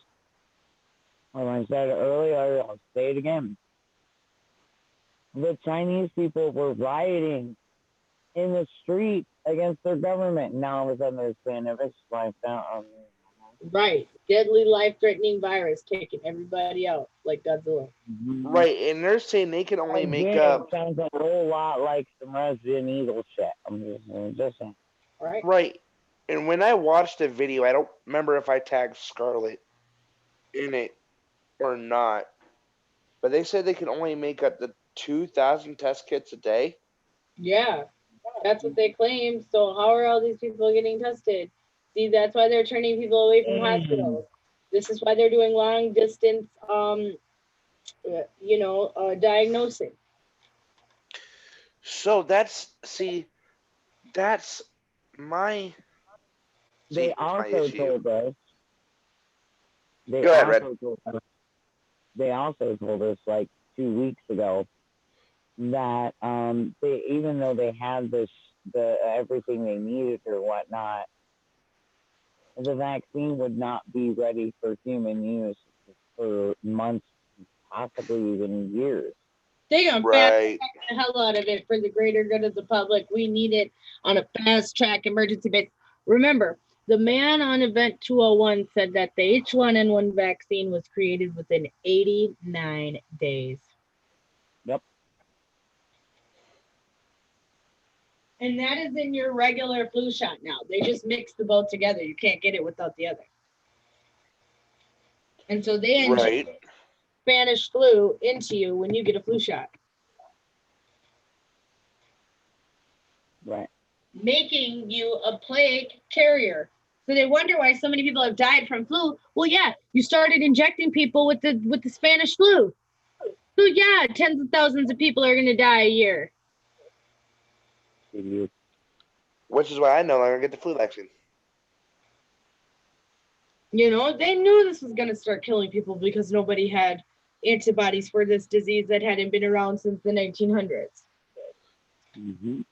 See, and here's the funny thing about the flu vaccine. CPS is now forcing parents to vax their kids, or they threaten to take the kids away from the parents. Oh yeah, we know a lot of medical kidnapping stories. We had a mother on who refused chemotherapy for her child, and they took her child away, and she only recently just got him back, but now they're forcing chemotherapy for the next 2 years, and he has to get lumbar punctures and chemo in his spine and just all this sick stuff. They don't care, Dwayne. They don't. They truly don't. And we're not saying this to scare you guys. For anybody who's listening, we're not. No. We're just to educate you, but you know, we've got to on top of this coronavirus though, because this is coming fast and furious where people need to prepare, come up with plans, come up with preps, get themselves ready, get your disinfectants, get, you know, your extra food, get your extra water. It's time to prepare. Well, Scarlet, I have a theory. What's your theory, Dwayne? What if, flu shots, right? Right. What if they didn't start putting some of this already in the fucking flu shot? They could have. See, because now, we don't know some of the parts and particles that they put in. We don't know. Because let me remind you what we talked about last week. Because remember, you said that a report was made that this shit was brought from Canada to the Chinese testing lab. Yep. That is correct. So, if that is here said true, because I don't know, Scarlett, I believe you said we don't officially know. I mean, we pretty much know that them folks got taken off the job and that the Royal Canadian Police were involved, and that came from CBC News. So I pretty much feel like it happened. Pretty much. I mean, they never said what happened to them or if they ever got charged or if they ever got removed from Canada or if they went to like a CIA prison or what, but it was reported on. You know, but this coronavirus is coming quick, it's coming fast, and it's coming hard. Yep. And you need You to have a know, plan for you and your family to survive, thrive, and prepare. stock up on canned foods. First thing you want to do. Canned foods, prepping foods, beans, rice. We're going to try to make a small giveaway package for a listener that will include an emergency blanket, a small sterno can, a small flashlight, and a packet of emergency food. Just one packet of something like dinner style that you could make with water. That way you could start yourself off with a small, 1 day, 24-hour kit. You can heat up, the water with your external can and then boil that water and pour it in the pouch and you've got din. And Scarlet, we may not even have to buy an external can. Oh yeah. I mean, Because I might have, my department still might have like 100 left. Okay. Because we use them for our family dinners and we haven't had one for like a year. Because this weather sucks. Right. Yeah, so we'll see. So we're gonna do a small giveaway with that. Well, like I said, with all the giveaways and stuff, we're gonna make a giveaway tab on the website so we can inform people of how to join the giveaways, what some rules are for the giveaways. We're gonna make it as easy as possible, but we do want you guys to interact with the network to be able to then receive benefit for it. Right, and I will keep providing the medical side of all this because I'm like maybe 13 hours into literally looking at the medical side of everything. But the one thing that I've seen with the coronavirus, right, is it doesn't just affect the lungs. It affects a couple of your vital organs. Kidney and your liver. Mm-hmm. The coronavirus completely shuts down your kidneys. That's true. I also have not seen a cold that shuts down your kidneys. See? So, and what I'm also thinking, once the coronavirus hits your system, it could possibly also be a blood infection too. Yeah, like almost like sepsis or something. I wouldn't say like sepsis. Oh. Because sepsis can be cured with a blood transfusion. Yeah, but have they thought of doing blood for transfusions on these people? Do they even have blood to transfuse after so many patients? No. No. So, I mean, it could be a cure. It could. But we're looking at months of trying to find a possible donor. Mm-hmm. Because you have O positive, you have B positive, A positive. You have so many different blood types. That's true. Mm-hmm. That a blood transfusion can take months. You can't be one size fits all. Right. You know, and the only and if you're O positive, you can take any blood type. So I think it's O positive or O negative, O neg. Yeah, and if they're using immunoglobulin to try to cure themselves, are they hoarding all the blood too?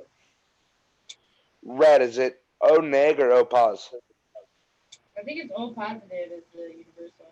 Yeah, I think it's positive. I thought I was O positive. Negative usually has like that negative RH factor that you have more mismatch with. So even a blood transfusion, you're gonna be on a fucking waiting list for God knows who long. Or like if your kidneys are shutting down. Good luck. Good luck trying to find a kidney transplant. Yep. Well, yeah, they'd have to keep you on dialysis basically forever. I mean, you'd be like trapped in the hospital.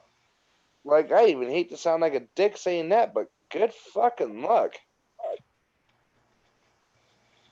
It's true though. My buddy's been on the transplant for 3 years now.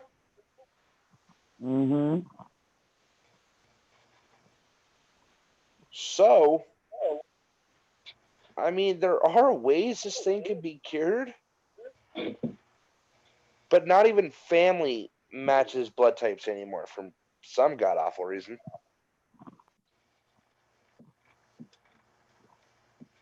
So from what I'm seeing, is this shit? There's basically no way to cure this. I mean, there's ways to treat it. Like if it is a blood infection, to run your blood through a filter system. That's even humanly possible. That would catch this and run the blood literally back into the body. Well, technically, that's the crude kind of treatments that they were doing way back in the day when modern medicine began being birthed. True. But I'm saying it's still a possible solution. Yeah, but if it's HIV, like, it's not gonna matter. Not really, no. No, because you'd have to make sure all these people don't have it in their blood and who are the donors and all that. Becomes a really good situation really fast, you guys. And that's what I'm concerned about. That's what Red's concerned about. We're all trying to be here to keep you healthy and safe. Sunday, we will be back with Journey into Freedom. And we'll be covering this more. We'll be on at our time together. I will be home for that this week. So that'll be a good show. Tune in for that full Journey into Freedom with Red and Scarlet, the Crimson Ladies. Tune in for that. Hey, Scarlet. Right.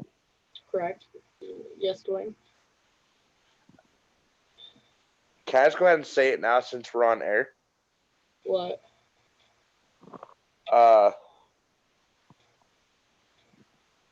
Actually, it's what you and Melissa talked about the other day. What me and you tried doing the other night? Yeah. I mean, we could talk about that. I mean, I guess if you'd like to, Yeah, once I get up and running, I will be joining I can't remember the 3 letters, dang it. FRN. FRN. Right in front of you now. See? You know what? I'm tired. I'm falling asleep on you guys again. We're almost done. That's why we're wrapping up. But ladies, it was an amazing night with both of you two again. It always is. I love talking to both of you about this because it's something strongly we all agree on. Absolutely. Red and Scarlet, you guys are fucking awesome. And I'm going to get off here and I'm going to go to bed. Red, I will message you everything later. Okay. All right, guys. You guys have a beautiful night, and thank you for letting me on. You are welcome, See you Dwayne. later, Dwayne. Thank you for calling into Clarity After Dark. Yes. Later. All right, so that's Dwayne, everybody. And, he brought up good points tonight. This is why we like to have these conversations as a group, to just have different mindsets and points of view. I know we've been talking about the coronavirus a lot, but this is really honestly the most important thing. And like I read from the Twitter trending topics tonight, it's not trending. Okay, and right before we wrap up, just so that we have a lighter note. Oh yeah, go ahead. Apparently this is a new warning that doctors have to give out, and I feel the need that since we're all like, oh, the doctors are law, we should listen to the doctors right now, and on this one I actually agree with them. I guess apparently we have to tell women not to stick wasp nests up their vajayjay. Yeah, see, you know what? You brought this up to me earlier, and my first reaction was whole lot of no. My second reaction was, yeah, whole lot of no.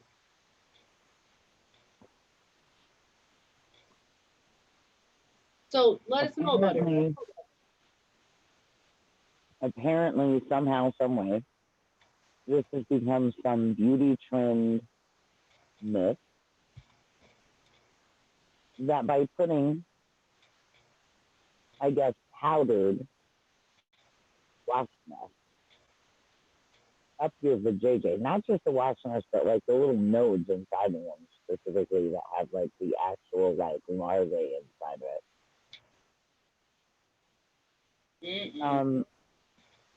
It's supposed to rejuvenate and tighten your vagina. No. Okay? No, y'all. It doesn't. Just no. I don't even care if it does. Just no.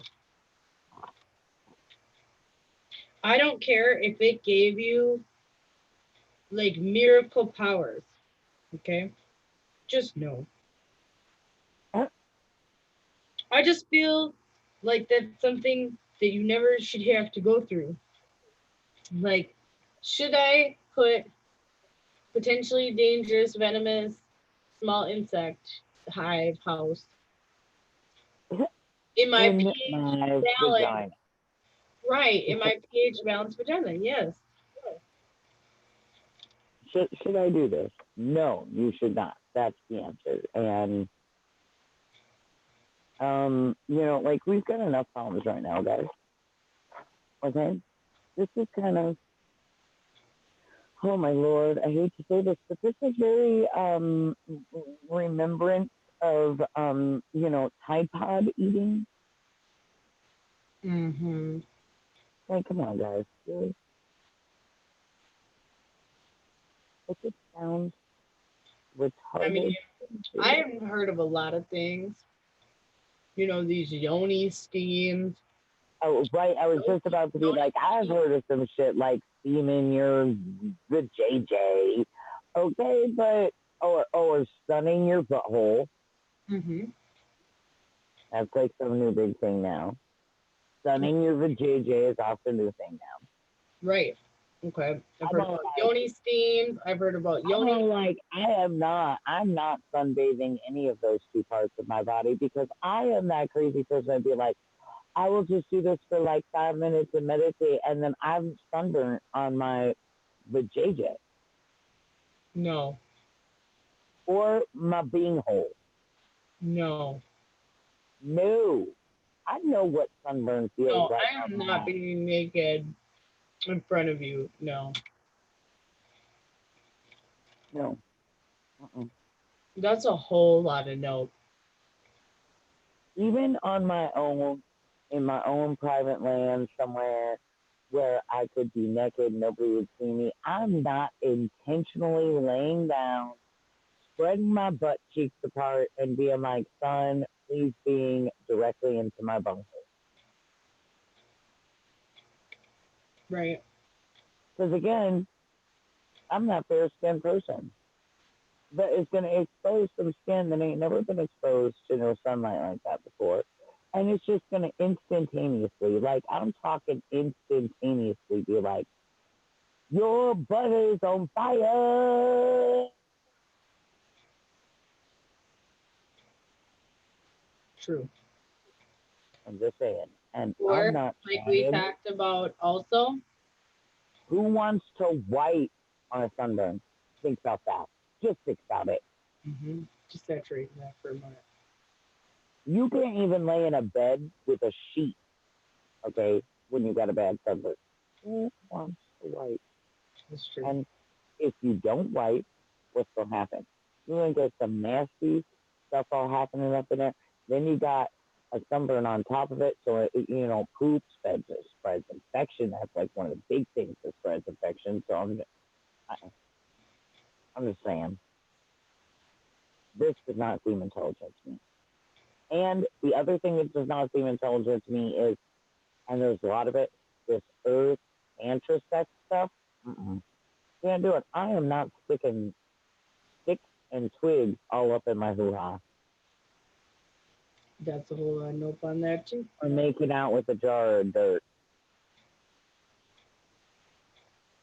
Nope. I can't do it. I can't. Yeah, that's a whole nope too. Just yeah. Or molesting myself while holding a piece of plant. No, I can't. I'm not a part of that crowd. So, for those who are wondering, did the Crimson Ladies approve of wasps in the hoo-ha? No, we do not. No wasps. We also really don't approve of like twigs, leaves, anything of these natures. I really don't even think that you should be sticking like, I don't know, fruits and vegetables up in there. It's questionable. I know that it seems that that's weird because I'm like, oh, it's, I should be like, it's natural. You should want to use something natural, but make sure you know how natural it is. You might be sticking carcinogenics up there that you might not want to do. A lot of our fruits and vegetables that we buy at the store are coated. They have like a wax coating on them. Right. Like, I don't know if you really want to be sticking on them chemicals and stuff up there. Just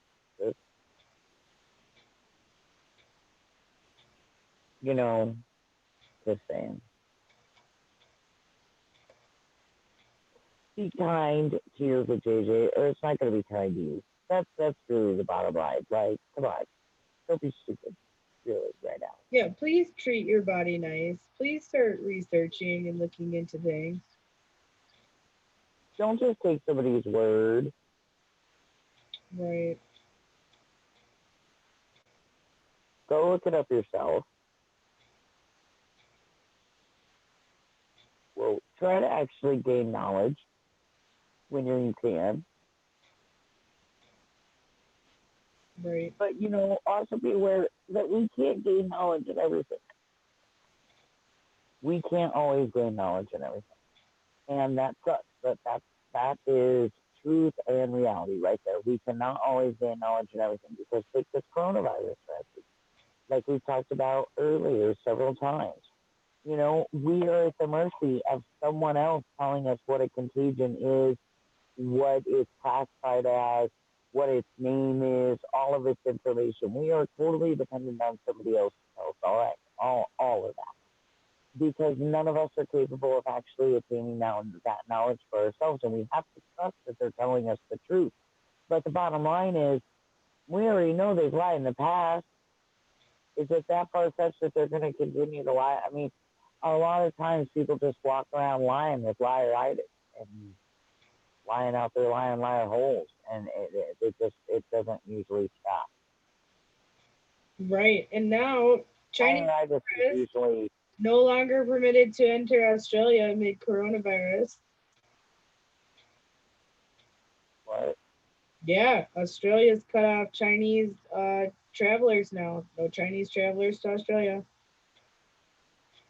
And again, this is exactly what WHO was saying they were going to be trying to prevent. Yep. The But WHO. they also said that they can't make anybody listen to them too. They did say that. Right. But they also could try to make people comply too. I know how they play games. Right. That's true too. Mm-hmm. And So they did keep say on they felt concerned. no need to restrict any of that.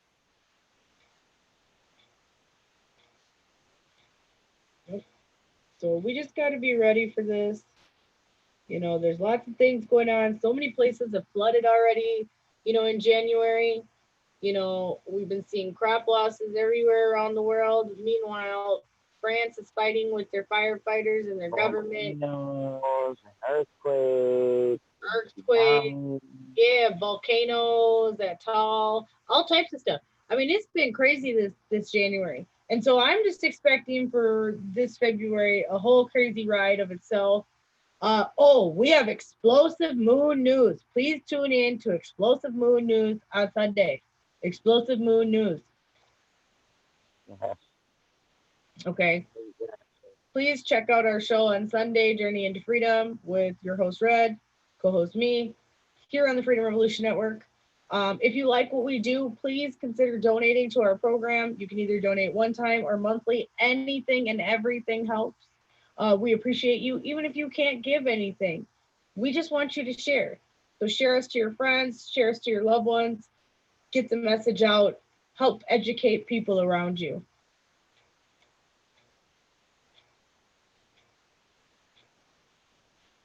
Anything else you want to add, Red?